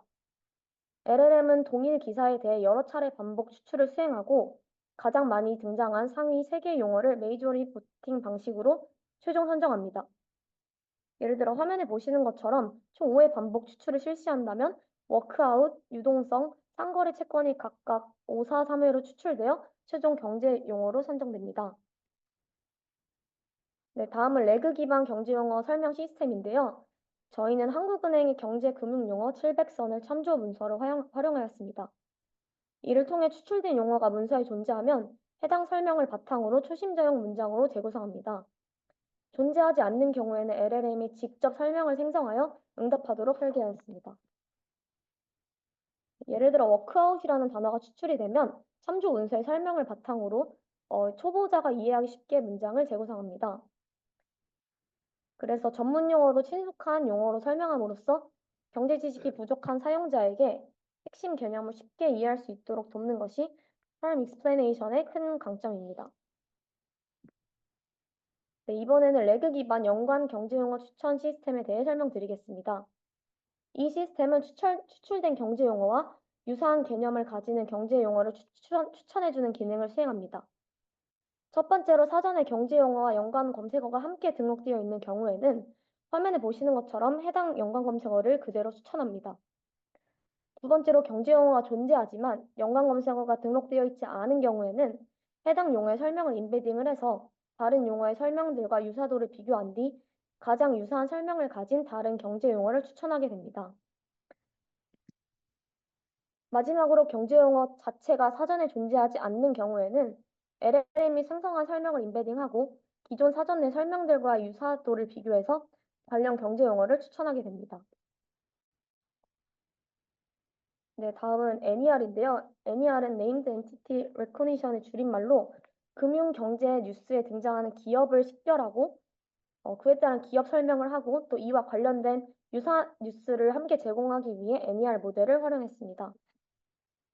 비교한 모델은 크게 두 가지이며 자세한 설명은 아래를 참고해 주시면 됩니다. 두 모델 모두 다양한 개체명 라벨을 갖고 있었지만 저희는 기관 및 조직, 인물 개체명만을 주요 추출 대상으로 삼아 이 두 라벨에 대해 정확도, 리콜 값, 그리고 F1 스코어를 기준으로 성능을 비교했습니다. 전체 성능은 제공되어 있었지만 각 라벨별 세부 성능은 없어서 직접 평가를 수행하였으며 그 결과 클루 로버타 라지 NER 모델이 모두 높은 성능을 보여 최종 모델로 선정하게 되었습니다. NER을 추출하기 위한 전처리 과정은 다음과 같이 진행됩니다. 먼저 텍스트는 슬라이딩 윈도우 방식으로 분할하여 청크 단위로 나누고 각 청크에 대해 토큰 단위 예측을 수행합니다. 이때 사용하는 토크나이저는 워드피스 기반이기 때문에 쪼개진 서브워드를 병합하고 특수 토큰들을 제거하는 과정이 필요합니다. 이어서 바이오 라벨을 단순화하는 작업을 수행하였는데요. 엔티티의 시작은 B, 내부는 I, 엔티티가 아닌 경우에는 O로 표시됩니다. 이때 저희는 BORG와 IORG를 모두 ORG로 묶어 하나의 엔티티로 단순화하였습니다. 이후 라벨 정보를 바탕으로 조사나 불필요한 단어들을 제거해서 엔티티를 완성하였고 기관명과 인물명 엔티티의 빈도수를 계산해서 최종적으로 개체명과 빈도수를 추출하였습니다. 하지만 여기에는 몇 가지 한계도 있었습니다. 보시다시피 모델이 줄임말을 제대로 인식하지 못하거나 조사 및 전미사가 완전히 분리되지 않아 엔티티의 경계가 불분명해지는 문제가 있었고 지명이나 대학교처럼 금융과 무관한 단어들이 엔티티로 인식되는 경우도 발생했습니다. 이를 해결하기 위해 LLM을 활용한 프롬프트 기반 보정 작업을 진행하였습니다. 줄임말은 가능한 원형으로 인식되도록 보완하였고 조사는 2차로 제거하여 엔티티의 정확성을 높였습니다. 또한 기업, 금융, 정부기관에 해당하지 않는 엔티티는 분석 대상에서 제외하는 방식으로 결과를 도출하였습니다. 그래서 NER 결과로 나온 기업에 대해 LLM을 활용해 설명을 제공함으로써 사용자가 잘 모르는 기업이라도 쉽게 이해할 수 있도록 도왔습니다. 네, 다음은 유사뉴스 추천 기능에 대한 설명인데요. 저희는 두 가지 방식의 유사뉴스 추천 시스템을 설계했습니다. 첫 번째 방식은 NER을 통해 인식된 핵심 키워드를 기준으로 유사뉴스를 추천해주는 방식이고 두 번째 방식은 사건 중심의 유사뉴스 추천입니다. 이렇게 두 가지 방식을 병행한 이유는 경제 뉴스에 익숙하지 않은 사용자들이 뉴스 속 핵심 정보를 키워드 기반 그리고 문맥 기반이라는 두 가지 관점에서 다각도로 학습할 수 있도록 하기 위함입니다. 첫 번째는 NER 관련 유사 뉴스인데요. 모델 파이프라인은 이런 식으로 진행이 되며 예시를 통해 설명드리겠습니다. 먼저 사용자가 읽고 있는 뉴스 기사 인풋이 들어오면 해당 기업 기사에서 기업명과 인물명을 NER을 통해 추출합니다. 예를 들어 한 기사에서는 삼성전자, 준가미 그리고 이지용과 같은 이름이 인식이 되었는데요. 그 다음으로 기사 전체 본문을 S버트 모델을 이용해서 임베딩을 하였고 이제 문맥 단위로 벡터화된 의미를 기준으로 NER과 유사한 뉴스 탑 10을 추출하게 됩니다. 다음 단계에서는 탑 10의 기사 중에서 최종 탑 3를 선정했는데요. 인풋과 각 기사 간의 NER 기반 코사인 시뮬러리티를 계산을 해서 오른쪽 나오는 것처럼 기업명과 인물명 NER 유사도를 계산을 한 뒤 두 값의 평균을 기준으로 가장 유사한 3개 기사를 최종 추천하게 됩니다. 네, 이는 최종적으로 선정된 탑3에 대한 기사입니다. 네, 다음은 사건과 유사한 뉴스인데요. 사건과 유사한 뉴스 추천 기능은 사용자가 특정 뉴스를 읽었을 때 이와 유사한 사건을 다룬 뉴스를 NER 없이 추가로 추천하는 기능입니다. 단순한 키워드 일치가 아니라 문맥과 사건의 흐름을 이해하는 뉴스를 추천하고 핵심 정보를 더 효과적으로 이해할 수 있도록 합니다. 네, 이제 파이프라인에 대해 설명을 드릴 건데 먼저 인베딩 및 퍼스트 인덱스 생성 단계입니다. NER 유사 뉴스 추천과는 달리 문맥 이해에 적합한 S버트 미니 LM을 사용해서 뉴스의 제목과 본문을 각각 인베딩하였습니다. 앞서 사용한 S버트 기반 미니 LM 모델은 처음부터 정해둔 것은 아니었습니다. BAAI의 BGM3 그리고 글로브 플러스 TF-IDF 등 다양한 방식도 테스트해봤지만 속도와 정확도 측면에서 가장 안정적이었던 미니 LM을 최종 선택하게 되었습니다. 인베딩 모델을 변경하면서 뉴스 본문과 제목을 둘 다 사용할지, 본문만 사용할지 등의 테스트를 진행했고, 그 결과 뉴스 제목에 2배의 가중치를 부여하면 더 유의미한 유사도 결과가 도출되는 것을 확인했습니다. 가중치가 적용된 인베딩과 버스 인덱스를 이용해서 L2 디스턴스를 기준으로 의미적으로 가장 유사한 뉴스를 찾았습니다. 유사도 간 차이가 너무 비슷한 것은 내용이 거의 똑같아서 유사도 간 차이가 0.15 이하인 것을 제외해서 탑3를 선정하였습니다. 이 과정을 통해 단순 키워드가 아닌 문맥 기반의 유사 뉴스 추천이 가능해졌습니다. 네, 저희 챗봇은 다음으로 추가 질문 기능을 가지게 되는데요. 챗봇은 기사 요약, 용어 설명뿐만 아니라 사용자의 추가 질문에도 응답하는 인터랙션 기능을 가지고 있습니다. 저희는 할루시네이션 방지에 초점을 맞췄는데요. 우선 LLM에게 금융을 잘 모르는 사람에게 쉽게 설명하는 챗봇이라는 역할을 부여했습니다. 사용자가 경제 개념에 익숙하지 않을 수 있기 때문에 항상 쉬운 표현을 사용해서 설명하도록 했습니다. 다음으로는 답변 방식에 대한 규칙을 명확히 설정하였습니다. LLM은 먼저 질문 대상이 경제 전반, 특히 사용자가 선택한 카테고리 안에서 어떤 의미를 갖는지 쉽게 설명합니다. 그리고 그 대상이 기사 본문에 등장하면 기사에서의 의미를 설명하고 등장하지 않은 경우에는 기사 내용과의 관련성을 중심으로 답변하도록 했습니다. 이 모든 설명은 사실에 기반해야 하며 추측과 가장 없이 정확하게 이루어지도록 프롬프팅을 하였습니다. 추가 질문 기능이 끝나게 되면 퀴즈를 내게 되는데요. 단순히 읽고 설명을 듣는 것만으로는 지식이 오래 남기 어렵기 때문에 이를 확인할 수 있는 퀴즈 기능을 넣게 되었습니다. 자동 생성되는 퀴즈는 LLM이 기사 요약, 기업 설명, 경제 용어 설명 내용을 바탕으로 문제를 구성을 해서 형식은 객관식으로 되어 있어서 쉽게 풀 수 있습니다. 퀴즈의 출제 기준은 다음과 같습니다. 기업 설명 기반 퀴즈는 앞에서 사용자가 설명받았던 기업 정보가 문제로 나옵니다. 그리고 요약 기반에서는 사용자가 제공받았던 뉴스 요약 내용 속 주요 사건이나 흐름을 묻는 문제가 나오게 됩니다. 마지막으로는 사용자가 질문하거나 설명받았던 경제 용어에서 문제가 출제되게 됩니다.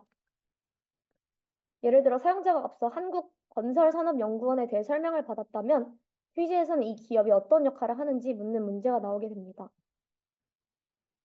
뉴스 요약 내용에서 부동산 PF 대출 증가라는 핵심 이슈가 이렇게 제공이 되었었는데요. 이와 관련해서 사건의 흐름과 관련된 문제가 나옵니다. 그래서 이렇게 저희가 생성한 퀴즈는 뉴스의 맥락 속의 내용을 진짜로 이해했는지 확인하는 데 도움을 줍니다. 네, 이렇게 저희 챗봇은 용어 설명, 요약 기반 대화형 구조로 경제를 전혀 모르는 사용자도 쉽게 접근이 가능하고 레그 기반 경제 용어 설명으로 신뢰도 있는 정보를 제공합니다. 또 추가 질문 기능으로 능동적 학습을 유도합니다. 하지만 여기에는 한계도 존재했는데요. 단어 설명에 레그를 적용하였으나 사전 데이터의 한계로 일부 용어가 누락되어 있는 상황이 있었습니다.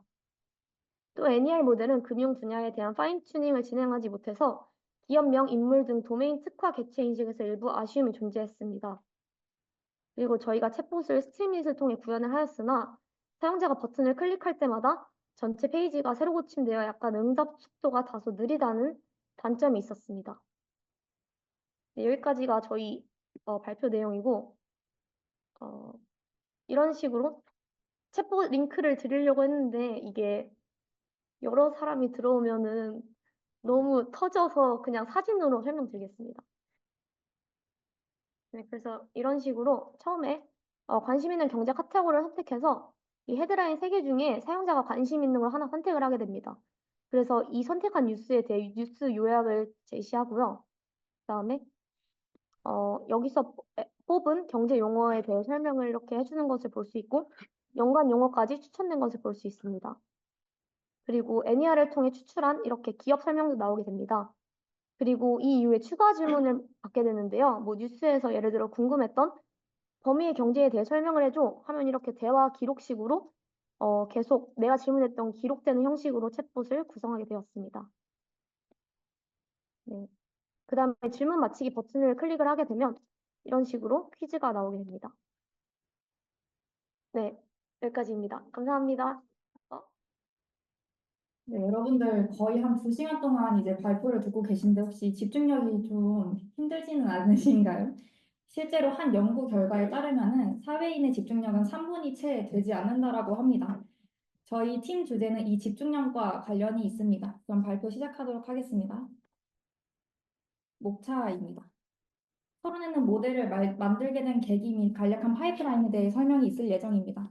그리고 방법론에서는 모델의 구성에 대한 설명이 있겠고 실험 결과 파트에서는 구성한 모델로 진행한 실험의 방식 및 결과를 공유해 드리도록 하겠습니다.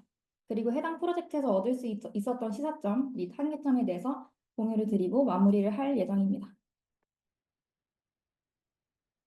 여기는 상세 목차입니다. 토론 시작하도록 하겠습니다.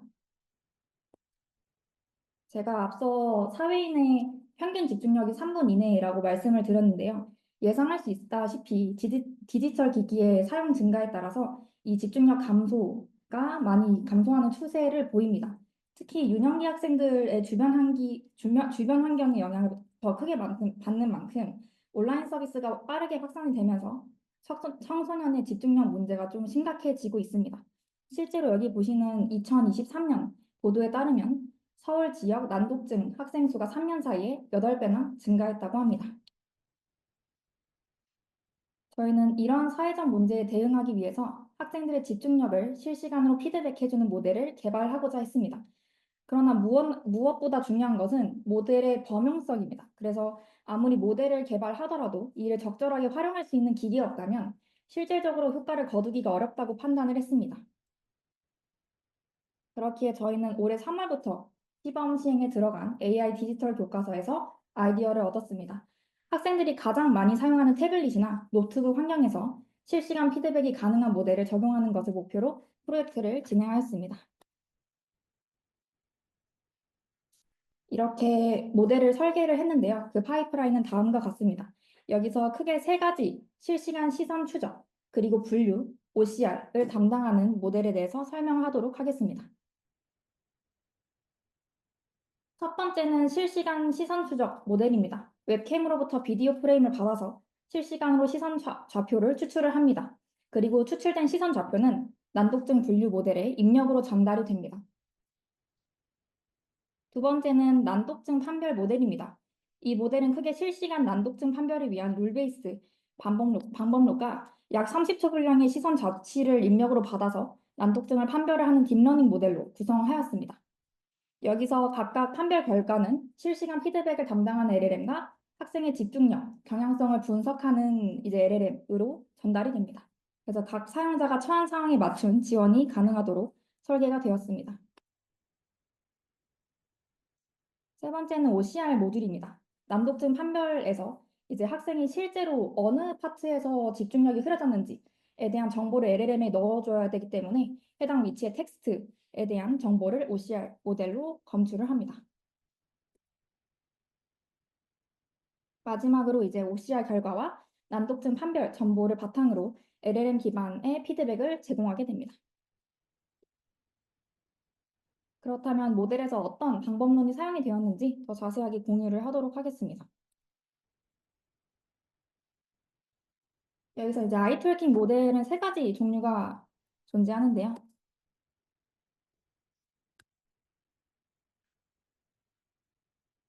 네, 첫 번째는 appearance 베이스의 모델입니다. 이것은 눈 이미지를 딥러닝 기반으로 학습을 하여서 시선 방향을 예측하는 방식인데요.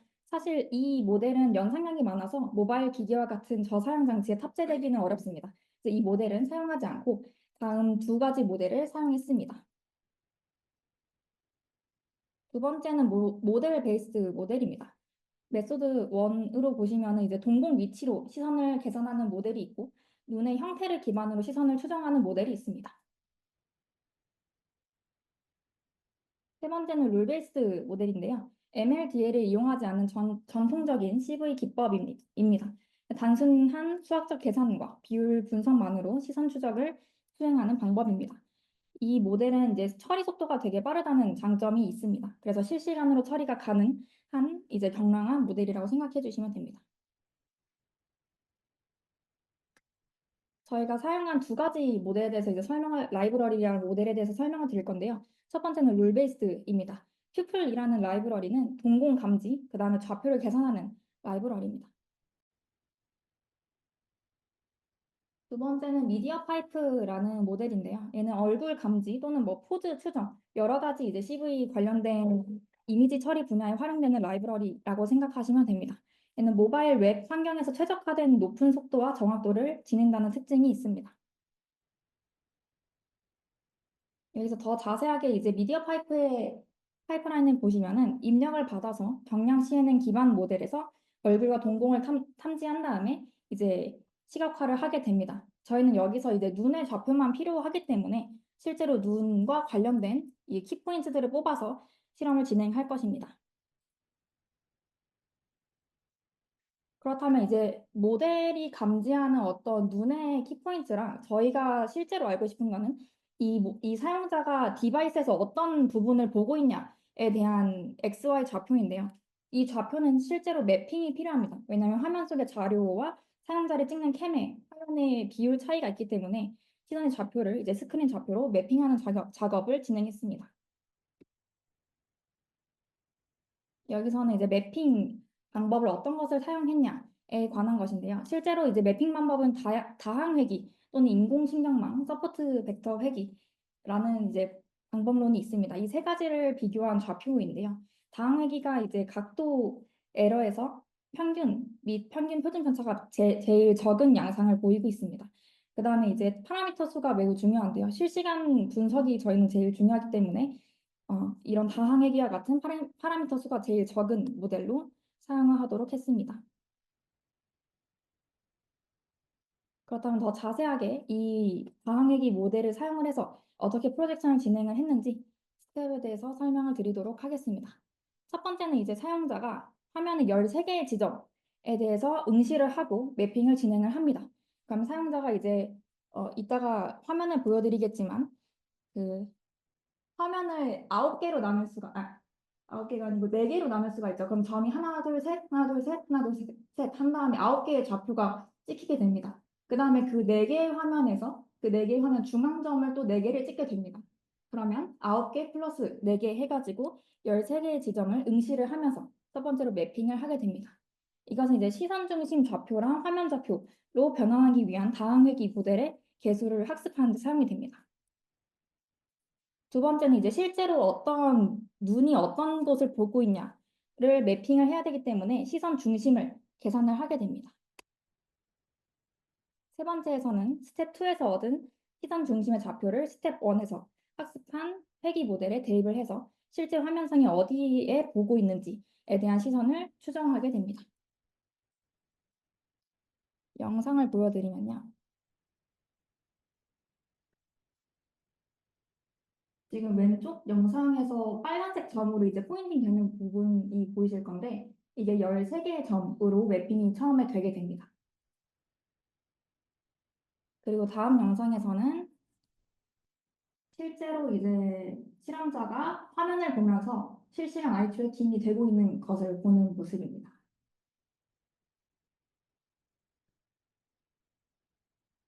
하지만 이 캘리브레이션에는 문제점이 존재했는데요. 첫 번째는 이제 13개의 점을 연속적으로 받아야 되기 때문에 사용자의 앞면의 움직임이 최소화되어야 합니다. 이 앞면이 앞뒤로 움직일 경우에 어떤 각도의 차이 때문에 시선이 제대로 이제 매핑이 되지 않을 가능성이 있었습니다.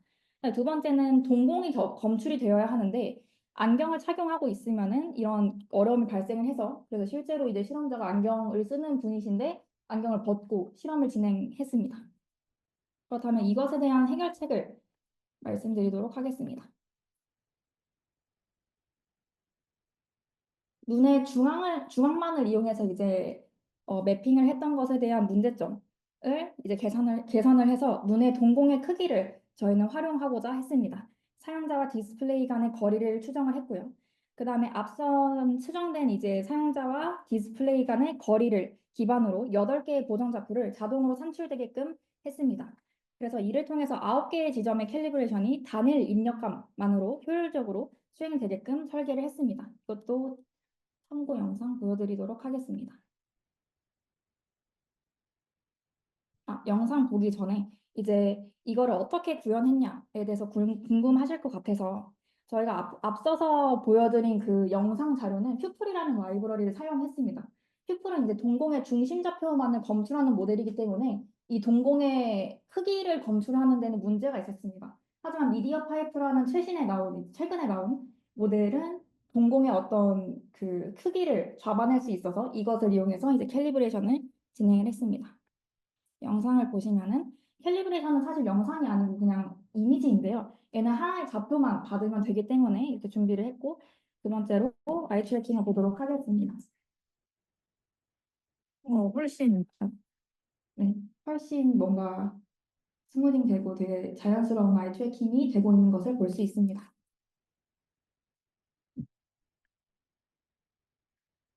자, 리얼타임 이제 아이 트래킹은 지나서 클래시피케이션 모델로 넘어가도록 하겠습니다. 클래시피케이션은 총 3가지 DL 모델을 사용을 했고 플러스로 이제 룰 베이스로 사용을 했는데요. 이건 간단하게 설명만 하고 넘어가도록 하겠습니다. 첫 번째 모델은 웨지넷 18 모델인데요. 얘는 기존 CNN 모델의 문제점을 이제 개선을 한 모델입니다. Efficient Net이라는 모델은 웨지넷, 앞선 이제 웨지넷의 어떤 문제점, 레이어 수와 파라미터 수가 너무 많아서 비효율적인 그 측면을 해결한 모델입니다. 그 다음에 모바일 환경에서 좀 더 효율적이고 정확도가 높은 그런 경량화 CNN 모델인 모바일넷이 있습니다. 그 다음에 룰 베이스드 클래시피케이션인데요. 얘는 이제 여러 연구에서 난독증과 비난독증에 대한 시선 이동, 패턴 차이가 있음을 확인했습니다. 그래서 저희는 고정, 픽세이션과 회귀, 리그레이션으로 룰 베이스드를 진행을 했습니다.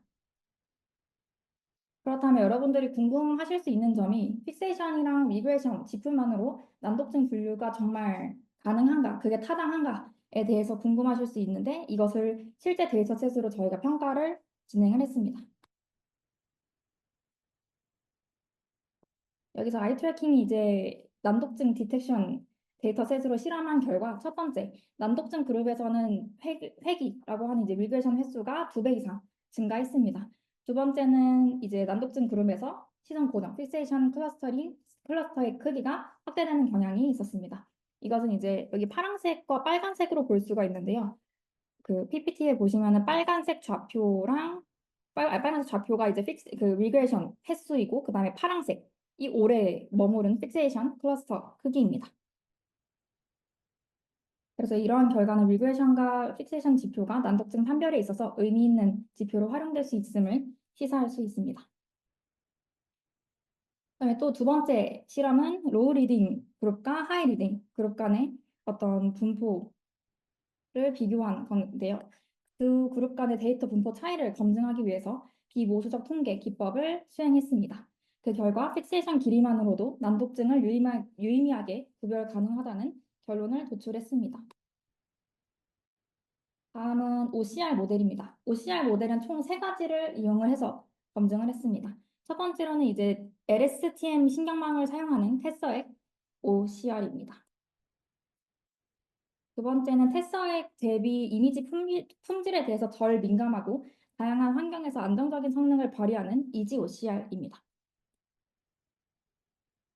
그리고 경량화를 통해서 모바일 환경에 최적화된 패즐 OCR입니다. 이것에 대한 실험 결과는 뒤에서 설명을 드릴 예정이니 여기서는 간략하게 설명만 하고 넘어가도록 하겠습니다. 얘는 실제로 OCR을 돌려본 결과인데요. 눈에서 볼 수 있다시피 테스터액은 뭔가 이런 텍스트를 잘 못 잡아내는 그런 경향성을 보이죠. 그 다음에 이지 OCR과 패드 OCR은 거의 비슷한 오류율을 보이는 것을 볼 수 있습니다. 다음으로 실험과 실험 결과에 대해서 이제 서진이 양이 발표하도록 하겠습니다. 네. 다음으로는 실험 결과에 대해 말씀드리겠습니다. 먼저 분류 모델에서 룰 베이스드 모델은 실시간으로 이상 패턴을 분류하는 데 사용했습니다. 동시에 딥러닝 베이스 모델도 병렬적으로 이용해 데이터를 일정 시간씩 누적해서 패턴이 이상 패턴인지 분류했습니다. 매트릭 평가는 딥러닝 베이스 모델에서 진행했습니다. 앞서 설명한 것과 같이 처음에는 웰스넷을 이용했지만 전체 시각 정보를 고르게 반영하지 못해서 더 가벼운 모바일 넷과 에피션 넷으로 실험했습니다. 본 프로젝트에서는 난독, 비난독, 이진 분류를 위해 출력 노드 수를 1000개에서 1개로 수정했습니다. 데이터는 187명의 어린이를 대상으로 시선 추적을 통해 시선의 좌표값을 구한 SDUETDR 데이터를 사용했습니다. 좌표값에서 생성한 이미지로 사전 학습된 모바일 넷과 에피션 넷을 파인 튜닝했습니다. 평가 매트릭은 베스트 밸리데이션 로스, 베스트 밸리데이션 어큐러시, 인퍼런스 타임을 사용했습니다. 인퍼런스 타임은 예측 속도를 나타내며 낮을수록 실시간에 가깝습니다. 이 세 지표를 기준으로 에피션 넷과 모바일 넷의 성능을 비교했습니다. 베스트 밸리드 어큐러시는 두 모델에서 같았고 추론 속도는 비슷했습니다. 하지만 로스 값이 모바일 넷에서 1.3배 높았기 때문에 에피션 넷을 최종 선택하게 됐습니다. 다음은 OCR 모델의 평가 매트릭입니다. 첫째, CER은 모델의 글자 단위 인식 오류율입니다. 예를 들어 cat을 has로 인식할 경우 3분의 1이 됩니다. 둘째, WER은 단어 단위 인식 오류율이며 만약 the cat is black을 a cat is black으로 인식할 경우 4분의 1이 됩니다. 셋째는 inference time입니다. OCR 모델의 성능 평가에는 1200개의 다양한 한글 데이터를 사용했습니다. 우선 테서렉트 같은 경우 세 지표 모두 가장 낮은 성능을 보였고 이지 OCR은 오류율은 전반적으로 낮았으나 추론 속도가 느렸습니다. 패들 OCR은 오류율에 기복이 있었지만 세 번째 막대 그래프에서 보이듯 추론 속도가 압도적으로 빨랐습니다.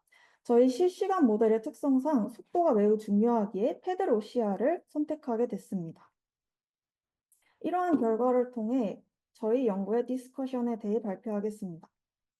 먼저 기존 시선 추적 연구가 하드웨어 중심이었다면 저희는 소프트웨어 라이브러리만으로 일정 수준 이상의 기능을 구현할 수 있었습니다.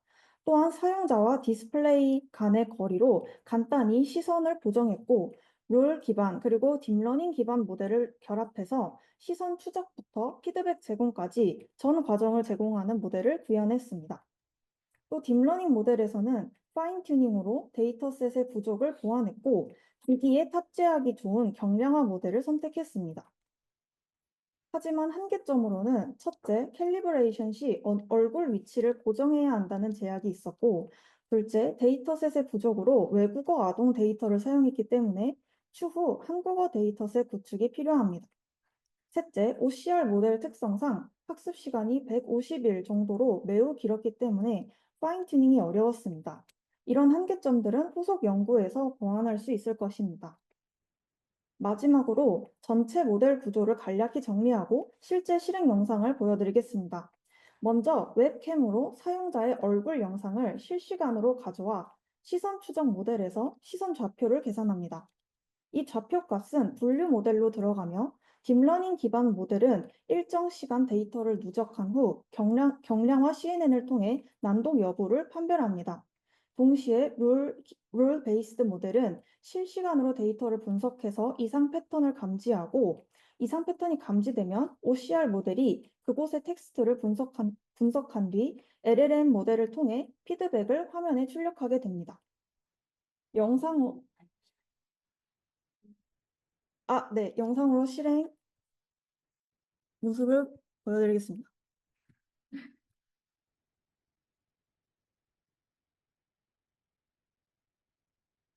네. 지금 재화가 저희의 모델을 사용하고 있고요. 먼저 사용자가 화면 특정 지점을 응시하면 모델이 8개의 기준 좌표를 계산합니다.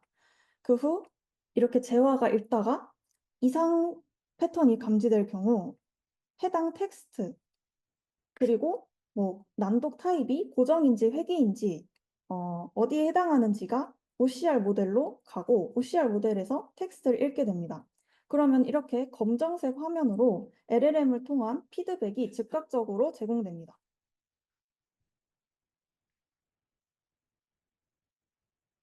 네, 지금까지 멀티모달 기술을 이용한 룩겟이었습니다. 감사합니다.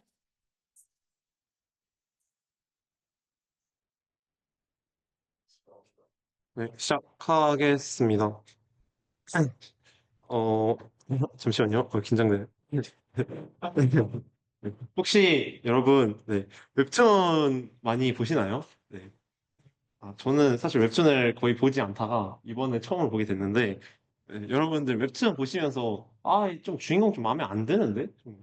이런 생각을 좀 해보신 분들도 있을 수 있을 것 같아요. 어, 그래서 저도 진지하게 이 생각을 해봤고, 그래서, 내가 좋아하는 캐릭터로 인물을 좀 바꿔보면 좋지 않을까, 이런 생각을 하게 됐습니다. 그래서 저희의 주제는 바로 웹툰 남주가 토르였으면으로 저희는 주제를 하게 되었습니다. 네. 그래서 저는 이제 DSL 10기 어떤 화석 선배님의 이제 섹션 낭만이라는 웹툰을 네, 추천을 해주셨습니다. 그래서 추천 웹툰 주인공 이제 이름이 신재현인데요. 그래서 신재현에 이제 내가 원하는 인물, 즉 토리를 넣어보려고 네, 하였습니다. 그래서 저희 워크플로우는 네, 이렇게 됩니다. 그래서 먼저 데이터셋을 어떻게 만들었는지부터 설명을 드리겠습니다. 먼저 네이버 웹툰에 가서 국세청 망나니 모든 웹툰을 크롤링을 하였고요. 그 다음에 페이스 플러스 플러스 API로 이제 페이스 디텍션을 진행했습니다. 그래서 뭐 페이스 레팅글 바운딩 박스 그리고 이제 크기에 맞춰서 제로 패딩 하고 이제 인물들을 크롭을 하였고 이러한 좌표값들을 이제 JSON 파일에 저장을 하였습니다. 그 다음에 이제 전처리로 이제 특정 기준값보다 이제 좀 화질이나 이제 그런 크기들이 안 좋은 데이터들은 날려서 좋은 고화질 데이터셋만 구축을 하였고요. 그래서 실제로 이제 이렇게 좋은 고화질 데이터셋들을 구축을 하였습니다. 근데 이제 저희는 이제 주인공만 바꾸려는 목적을 가지고 했기 때문에 이제 신재현이라는 이제 주인공 얼굴을 반드시 이제 따로 이제 클래시피케이션을 했었어야 됐습니다. 그래서 그 과정에 있어서 이제 레지넷 아니면 VGG를 써야겠다 이런 생각을 했습니다. 하지만 어쨌든 이런 모델들을 쓰려면 대규모로 이제 라벨링된 데이터가 있어야 되는데 사실 라벨링된 데이터가 없었기 때문에 그래서 저희가 다른 작업을 거치게 되었는데요. 첫 번째로 이제 클립에다가 이제 로지스틱 리그레션을 진행했습니다. 일단 저희가 이제 직접 손으로 신재현 20장 그리고 신재현 아닌 사람 40장 1대2의 비율로 일단 이렇게 하였습니다. 1대2로 한 이유는 이제 이것도 어떻게 하이퍼 파라미터로 값을 굳이 1대1로 맞추지 않고 조정을 하면 좀 더 성능이 좋아진다라는 연구 결과가 있어서 1대2로 했더니 성능이 이따 보시면 아시겠지만 굉장히 좋았습니다. 네, 어쨌든 그런 식으로 해서 713개의 이제 신재현 후보를 추출하였습니다. 네. 그 다음에 여기서 직접 랜덤으로 300장과 이제 비신전 600장을 추출하였고요. 그 다음에 다시 또 이 총 900장을 눈으로 직접 다 확인을 해서 최종적으로 완벽한 라벨링 데이터를 만들었습니다. 그래서 이 데이터를 VGG19에 파인 튜닝을 해가지고 이제 학습을 진행을 시켰습니다. 네, 일반적으로 학습시키는 클래시피케이션 방법인 것 같습니다. 마지막 6개 레이어만 파인 튜닝하고 학습률은 기존의 10분의 1로 그래서 파인 튜닝을 했고 그래서 성능을 보시면 굉장히 좋습니다. 그래서 최종적으로 이제 모든 데이터셋에 대해서 신재원을 잘 라벨링했다 이렇게 해가지고 데이터를 만들었습니다. 네, 그 다음으로 이제 스타일 트랜스퍼입니다. 스타일 트랜스퍼에 있어서 이런 의문이 많이 드실 것 같습니다. 왜 겐 기반 모델 썼냐? 왜 디퓨전 기반 모델 쓰지 않았냐? 일단 저희가 조사를 해본 결과 일단 스테이블 디퓨전이 아마 대표적으로 스타일 트랜스퍼에서 많이 쓰이는 디퓨전 모델인 것 같습니다. 하지만 이제 프롬프트가 필요한데요. 네, 웹툰처럼 톤마다 화풍이 달라지는 경우에 이제 프롬프트를 좀 일일이 입력을 해줘야 됐습니다. 그래서 자동화가 어렵고 좀 대규모 처리 비효율적이지 않을까라고 판단을 해서 일단 겐 기반 모델로 갔습니다. 그러면 겐 기반 모델이 중에서 이제 왜 조조겐이란 모델을 썼냐? 다른 모델 있지 않냐? 여기 나온 것처럼 다른 스타겐 같은 모델들은 8년 전 구형 버전 텐서플로우로 작성이 되어 있어가지고 좀 실행이 어려웠습니다. 반면 이제 조조겐은 이제 네이버 웹툰 실제 개발자가 사용한 사례가 있고요. 프롬프트 없이도 이제 스타일 트랜스퍼를 할 수 있어서 이 모델을 선정을 하게 되었습니다. 하지만 저희는 스타일 트랜스퍼 모델을 그대로 갖다가 활용하지 않았고요. 아이덴티티 로스라는 걸 추가를 했습니다. 아이덴티티 로스는 이제 이름 그대로 이제 알다시피 이제 극단적인 스타일 차이가 있을 때 원본 인물의 정체성을 잘 보존하는 로스입니다. 그래서 이 로스를 한 번 더 추가한 다음에 최종적으로 조조개는 이용해서 스타일 트랜스퍼를 했고요. 그 다음에 이제 하이퍼 파라미터를 정말 넉넉하게 튜닝을 했습니다. 162가 2가지의 후보 모두 해서 이제 A백으로 24시간을 돌릴 만큼 굉장히 큰 튜닝을 진행했고, 이제 최종적으로 이 오른쪽 아래 보시면 이 정도면 뭐 나쁘지 않게 이제 현빈인데요. 현빈이 잘 이제 스타일 트랜스퍼가 되었다라고 볼 수 있겠습니다. 이제 그 다음에 페이스 스왑입니다. 페이스 스왑은 이제 쉽게 말해서 이제 딥페이크라고 보시면 되는데요. 이제 스타일 트랜스퍼 한 얼굴을 다시 웹툰 주인공의 얼굴에 옮겨야 되는데 아래 사진을 보시면 각도, 뭐 눈동자 방향 이런 게 다릅니다. 근데 이걸 맞춰가지고 저희가 넣어야겠죠. 그래서 이제 딥페이크에 사용되는 페이스 스왑을 사용을 해봐야겠다라고 했습니다. 그래서 페이셜 랜드마크 랩핑, 그래서 눈, 코, 입과 같은 페이셜 랜드마크를 기준으로 이제 얼굴 이미지를 다른 얼굴에 잘 덮어 씌웠습니다. 그래서 이게 최종적으로 결과인데요. 왼쪽 후보들은 이제 저희가 이제 어벤져스, 마블 유니버스를 좀 채우려고 이렇게 정해봤는데 토르, 젠다야, 로다주 다양하게 생겼죠? 인종도 그렇고 성별도 그렇고. 근데 다 잘 됐어요. 네, 잘 됐습니다. 그래서 천천히 잘 확인해 보시고, 네, 그렇습니다.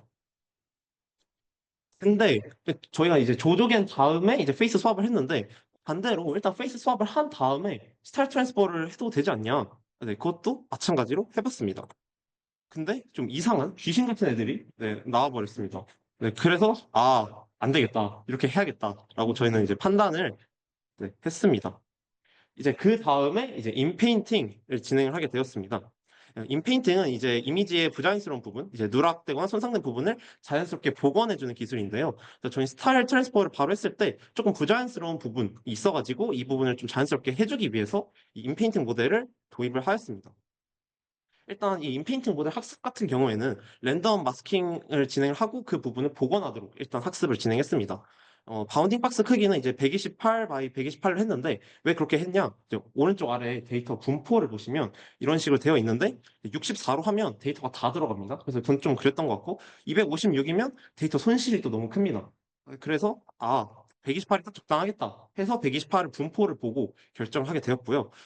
그다음에 이미지 최대 크기는 이제 615 그리고 717 이렇게 길이가 되었었는데 이제 저희가 그 아키텍처를 쌓을 때 그 넣는 인풋 값은 이에 거듭 제곱을 해야 되잖아요. 그래서 1024 by 1024로 이제 초기 레이어를 쌓았고 이제 기본 이미지를 이제 남은 공간은 제로 패딩을 시켰습니다. 이때 근데 이제 마스킹 시키는 바운딩 박스는 제로 패딩 영역에 겹치지 않도록 따로 이제 네, 이렇게 진행을 시켰습니다. 네, 그 다음에 이제 대부분 처음 이제 이거를 했을 때 생각하시는 거는 이제 오토 인코더 하면 딱이겠다. 저희 세션 때 배운 오토 인코더가 그런 쓰임을 쓰였잖아요. 그래서 저도 오토 인코더를 이제 곧바로 사용을 했는데 성능이 굉장히 좋지 않았습니다. 그래서 이거 어떡하지? 하다가 이제 또 세션 때 배운 유넷이 생각이 났는데요. 유넷은 이제 의료 데이터에서 많이 쓰이잖아요. 세포 사진과 같이 경계선 피처가 뚜렷한 이런 이미지에 굉장히 강점을 가지고 있습니다. 그래서 웹툰 이미지도 되게 경계선이 강한 그런 그림체를 가지고 있기 때문에 유넷 제너레이터를 써야겠다 해서 유넷을 사용을 하였습니다. 그 다음에 이제 패치겐을 사용하게 되었는데요. 이제 웹툰은 전체적인 분위기보다는 작은 패치 내에서의 선명 그리고 색상 분포가 더 중요하다고 판단을 했습니다. 그래서 이제 모두 판단하지 않고 이제 패치 단위로만 평가를 하도록 해서 연산량을 훨씬 줄였습니다. 그리고 이제 로스 펑션도 저희가 기본적인 로스 외에 두 가지를 인위적으로 더 추가를 했는데요. 토탈 베리에이션 로스, 인접 픽셀 간 차이를 줄이도록 했고요. 그다음에 바운더리 로스, 이건 이제 경계선이 뚜렷한 웹툰 특성의 최적인 로스를 추가를 하였습니다. 그리고 이제 배치 사이즈는 2로 하였는데 3부터는 GPU 램이 터져가지고 이제 어쩔 수 없이 2로 하였고 에포크는 이제 10으로 한 이유는 이제 다른 여러 이것도 실험해봤는데 10 이상으로는 사실 거의 갱신이 되지 않았습니다.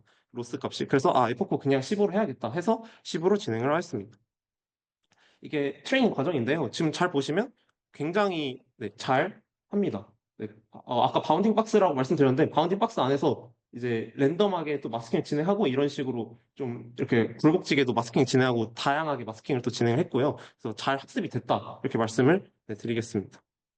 이제 최종적으로 웹툰에다가 인서트, 이미지를 넣어야겠죠. 그래서 지금까지는 이제 스타일 트랜스퍼 그리고 페이스 스왑을 했고 이제 인페인팅 모델까지 준비를 완료했습니다. 그럼 이제 웹툰에다가 넣어야겠죠. 그래서 이미지 크롭할 때 저장했던 바운딩 박스 좌표를 이제 활용해서 이제 그 얼굴 그대로 자르고 이제 그대로 넣는 이 작업을 진행을 했습니다. 그리고 에피소드는 112화로 이제 랜덤하게 선택을 했고요. 네, 그래서 이제 그 전에 이제 인설팅 뉴 네임 저희가 지금 원래 왼쪽 보시면 지금 건우 씨 작업 마무리 다 해가 이렇게 돼 있는데 원래는 이제 형진 씨, 재현 씨 죄송합니다. 네, 재현 씨 작업 마무리 다 해가 였는데 이제 이런 것도 바꿔줘야 되잖아요. 그래서 이런 걸 위해서 OCR을 또 진행했습니다. 이런 식으로 OCR을 진행을 하고 이제 주인공의 이름, 호칭이 포함된 문장을 선별하고 이제 폰트나 이제 폰트 색깔, 사이즈 이런 것도 다 뽑아낸 다음에 이제 이름 지우고 네, 잘 대체했죠. 그래서 크리스 햄스미스 이름이 지금 잘 대체된 거를 지금 오른쪽 위에서 네, 잘 보실 수 있습니다. 그래서 잘 집중을 좀 해주셨으면 좋겠는데 제가 왔다 갔다를 좀 할 거예요. 이렇게 잘 보이시나요? 왔다 갔다? 네, 잘 됐죠? 네, 네, 잘 됐다고 보여드렸습니다. 네. 그 다음에 이것도 최종 네, 결과 중 한 컷의 일부입니다. 네, 잘 됐습니다. 이제 한 개, 그리고 이제 further work인데요. 일단은 이제 저희 112화 선정했던 주인공 중에 큰 사진 이거 하나를 제대로 인식을 못했습니다. API가. 그래서 손으로 라벨링을 직접 정말 열심히 할 수밖에 없었고요. 그 다음에 이제 조조겐 아까 같은 경우에 이제 다양한 하이퍼 파라미터 튜닝을 했음에도 불구하고 좀 아쉬운 결과가 여전히 있었습니다. 하지만 그래도 어느 정도 페이스 스왑으로는 해결을 했다고 저는 네, 생각을 했고요. 그다음 데이터가 좀 부족했습니다. 네, 이미지가 이제 800장인데 이제 어그멘테이션 하긴 좀 그랬고 또 품질이 그렇게 뭐 좋은 것도 있었고 안 좋은 것도 있었고 그 다음에 이제 딥페이크에 좀 악용될 수 있는 모델 이다 보니까 이 개발자가 잘 공개를 안 해서 이런 것도 좀 사용하는데 조금 어려움이 있었던 것 같습니다. 이제 인페인팅이 있어서의 또 한계점이 있는데요. 일단 오른쪽 이 사진을 보시면 좀 바운딩 박스가 좀 약간 흔적이 좀 남아 있습니다. 부자연스러운 배경에 대해서는 잘 복원을 하지 못했습니다. 그 다음에 좀 이제 인페인팅 모델은 깔끔하고 정제된 스타일의 그림에만 특화되어 있는데 좀 흐릿하고 복잡한 이미지에는 좀 성능이 떨어졌던 것 같고요. 그래서 저희가 좀 만든 이미지들까지 포함해서 파이프라인 전용 학습을 진행했다면 좀 더 자연스러운 복원이 가능했지 않았을까. 그래서 저희 모델 자체는 굉장히 가능성 있는 구성이고 좀만 더 시간 투자해서 최적화를 했다면 더욱 높은 성능이 나오지 않았을까 이렇게 생각을 했습니다. 피처 워크인데요. 저희는 이제 이거에 이제 뒤에 이제 비가시성 워터마크를 추가해볼 생각까지 했습니다. 비가시성 워터마크는 이제 이미지엔 삽입이 되지만 육안으로는 보이지 않는 정보를 저희가 삽입을 하는 겁니다. 오른쪽 아래 사진과 같이 지금 크게 육안으로 봤을 때 차이가 안 나지만 오른쪽 사진에는 어떤 정보가 지금 픽셀에 담겨 있는 겁니다. 그래서 이런 식으로 저희가 활용할 수 있는 워터마크가 있는데 일단 웹툰 이미지는 보통 정사각형이 아닌 비율을 가지고 있잖아요. 근데 오픈소스 워터마크 모델은 정사각형 입력만 지원하는 경우가 많았습니다. 그래서 이걸 사용하는 데 있어서는 좀 시간상 좀 한계가 있었던 것 같습니다. 그래서 비정사각형 이미지에 특화된 기법을 적용하고 이제 기존 모델 커스터마이징으로 이제 저작권 보호 그리고 생성 이미지 식별에 효과적일 것으로 네, 기대를 했습니다. 그래서 아까 보였던 거지만 저희끼리 그냥 좀 더 너 좀 열심히 해라 이럴 때 좀 겐톡으로 이런 거 만들어서 좀 보내고 이러면서 좀 놀았습니다.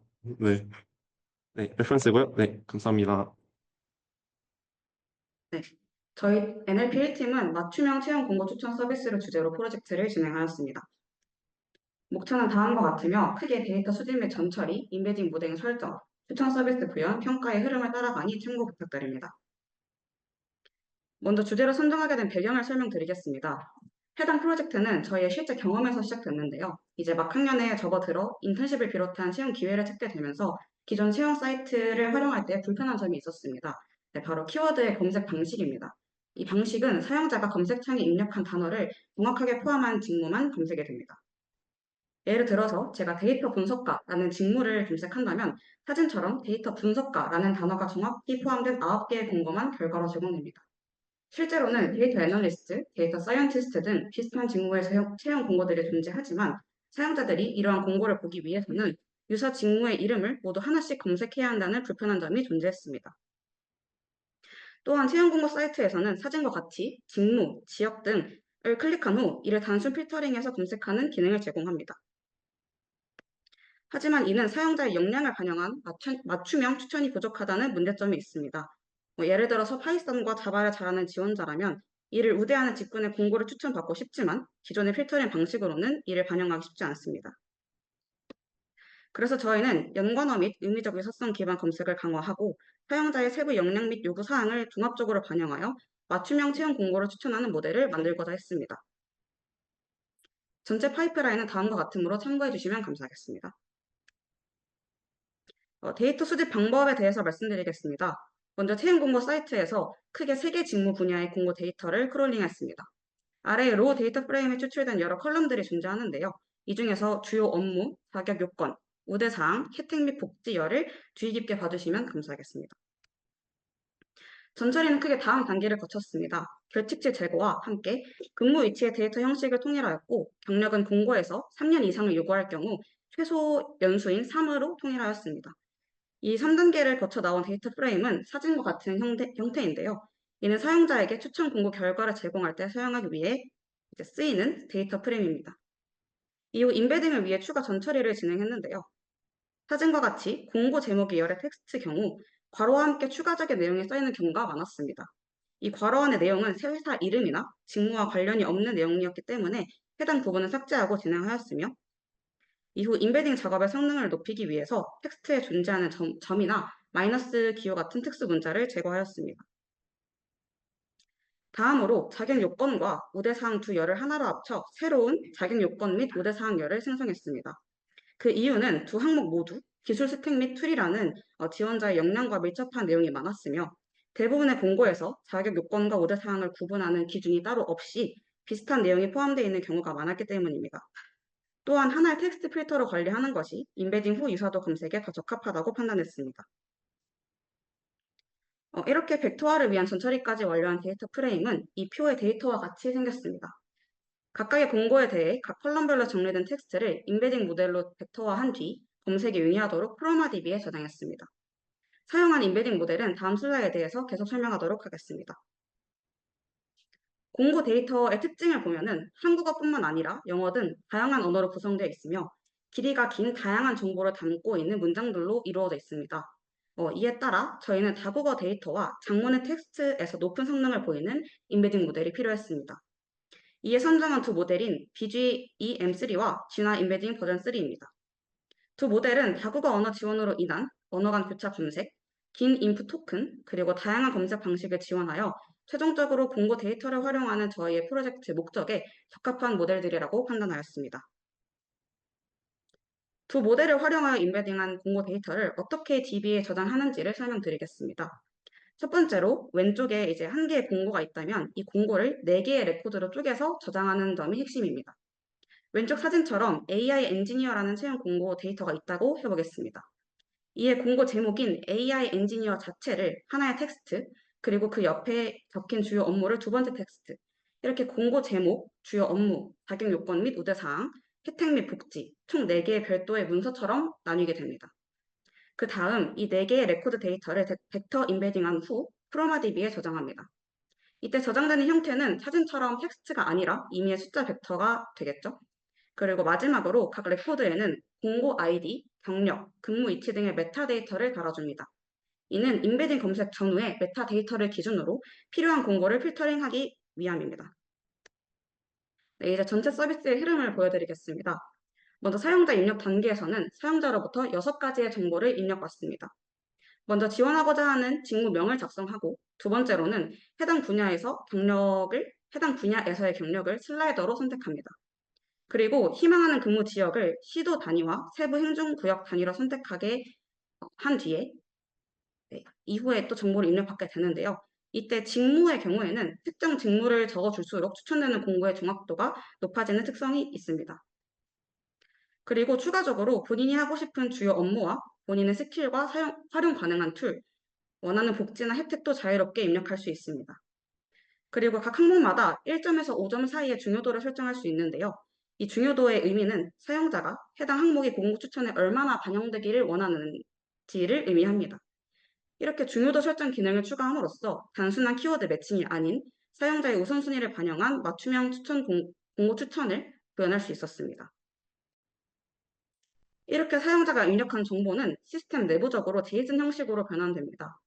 이 사진과 같이 구조화된 데이터는 이후 벡터 유사도 검색 단계에서 핵심적으로 활용되는데요. 그리고 또한 앞에서 사용자가 항목별로 설정했던 중요도 점수는 전체를 합쳐서 1이 되도록 계산하여 가중치로 변환된 뒤에 각 입력 항목의 영향력을 조절하게 됩니다. 예를 들어 주요 업무라는 항목에 5라는 높은 중요도를 줬다면 그 조건이 공고 추천에 더 강하게 반영되도록 설계된 구조입니다. 사용자 입력 값은 필터링 단계에서 하드 필터와 소프트 필터 두 가지 방식으로 활용이 되는데, 먼저 하드 필터의 경우 반드시 만족해야 하는 조건입니다.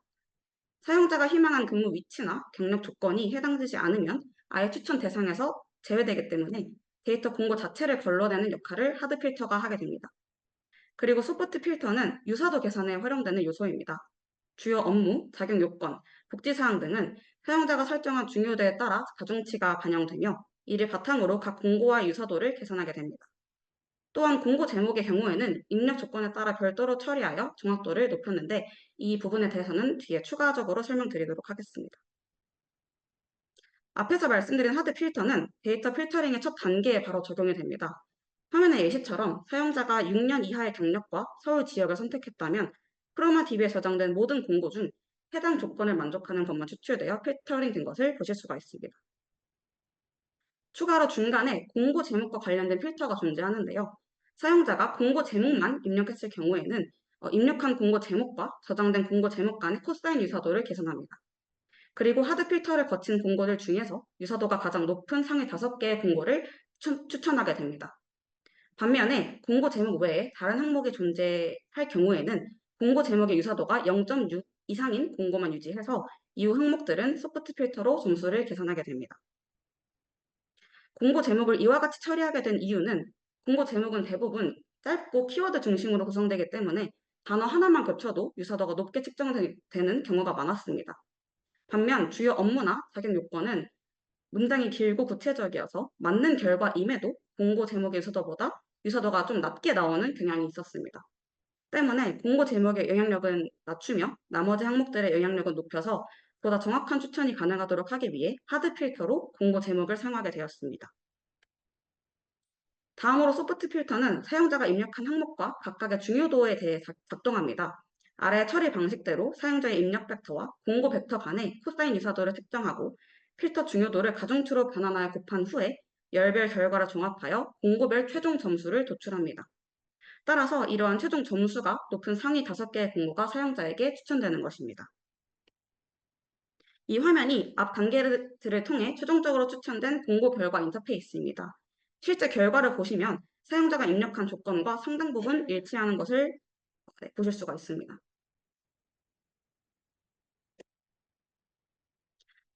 해당 화면이 공고 추천 이후 생성의 잠시만요. 네, 앞에 결과처럼 최종 결과를 출력한 이후에 이제 사용자에게 이 데이터만 전달이 된다면 사용자는 단순히 탑5의 공고만 봤을 때 왜 이 공고가 나에게 추천되었는지 직관적으로 이해하기 어렵다는 문제가 있습니다. 그래서 저희는 오픈AI의 GPT API를 활용해서 추천 이유까지 함께 제공하도록 했습니다.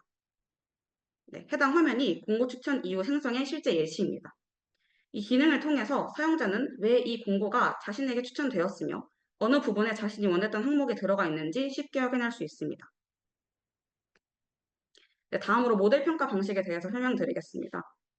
평가 방식의 경우 LLM을 활용하여 추천된 공고의 의미적, 맥락적 유효성을 평가하고자 했습니다. 왜냐하면 사용자가 입력한 조건 하에 어떤 공고가 가장 적합하고 좋은지는 절대적인 정답이 없기 때문에 전통적인 수치 기반 평가 방식은 적합하지 않다고 생각했습니다. 이에 따라 LLM을 활용한 모델 간 평가를 진행하였습니다. 크게 유사도와 신뢰성이라는 평가 기준의 두 축을 잡았습니다. 먼저 유사성 같은 경우에는 사용자의 요구와 공고 내용 간의 일치 정도를 확인하는 지표이고요. 신뢰성 지표는 모델 간 결과 차이가 통계적으로 유의한지를 보는 기준입니다. 평가의 흐름을 말씀드리면 먼저 100개의 사용자 인풋 데이터를 생성한 후에 100개의 사용자 인풋 데이터에 대해서 BGE와 진화 모델로 임베딩을 하여 각 시행별 그리고 모델별로 추천된 상위 5개의 공고가 누적된 파일 데이터를 생성하였습니다. 그리고 제미나이 API를 이용하여 사용자의 인풋 데이터의 키워드와 가중치를 JSON 데이터로 생성을 하였습니다. 앞서 생성한 3가지 파일인 사용자 입력 데이터, 그리고 누적 공고 데이터, 사용자 키워드 및 가중치 데이터를 이용하여 사용자의 키워드와 공고 간의 매칭을 확인하여 수치화한 커버리지 수식을 정의하였는데요. 이때 X, Y, Z는 매칭된 키워드의 개수라고 볼 수 있으며 이 매칭의 판단 여부는 제미나이 API가 진행하였고 해당 이제 매칭하는 기준에 대해서는 프롬프트로 적절히 설정을 해두었습니다. 또한 그리고 분모는 각 컬럼의 전체 키워드 개수라고 보시면 됩니다. 이후 각 커버리지 점수에 가중치를 곱하여 각 시행별, 모델별, 순위별 공고의 종합 점수를 오른쪽에 사진에 보이는 종합 점수 데이터를 도출하였습니다. 아래 디버깅 로그를 보시면 매치된 개수로 커버리지 개수가 카운트된 것을 보실 수가 있습니다. 평가 결과 BGE 모델이 진화 모델보다 약 31점 이상 높은 점수를 보였으며 이는 사용자의 키워드와 공고 간의 매칭률에서 BGE가 더 좋은 성능을 보였다는 것을 의미합니다. 추가로 해당 종합 점수의 신뢰성을 검토하기 위해 통계적인 추가 검정을 실시하였습니다.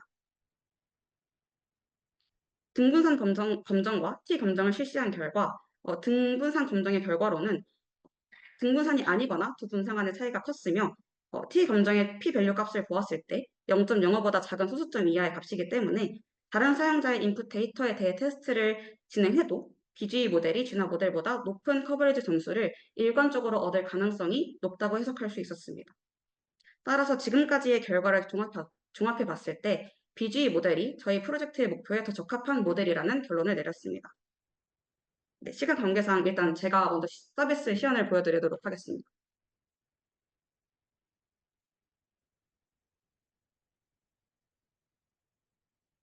네, 해당 링크로 아마 지금 제공된 PPT에는 링크가 없을 텐데 제가 먼저 보여드리면 직무명에 먼저 백엔드 개발자라는 직무명을 설정하게 되고 저는 경력을 0으로 설정하겠습니다. 그리고 근무 위치는 전체, 그리고 원하는 업무는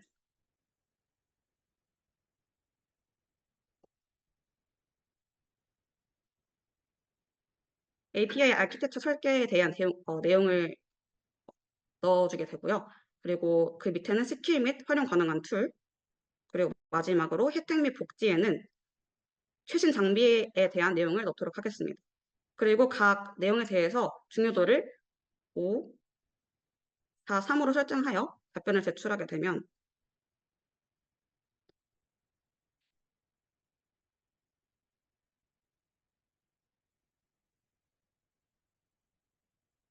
네, 아래에 보시다시피 탑 1으로는 이제 백엔드 개발자에 대한 내용과 이제 5개의 공고가 추천이 되는데요.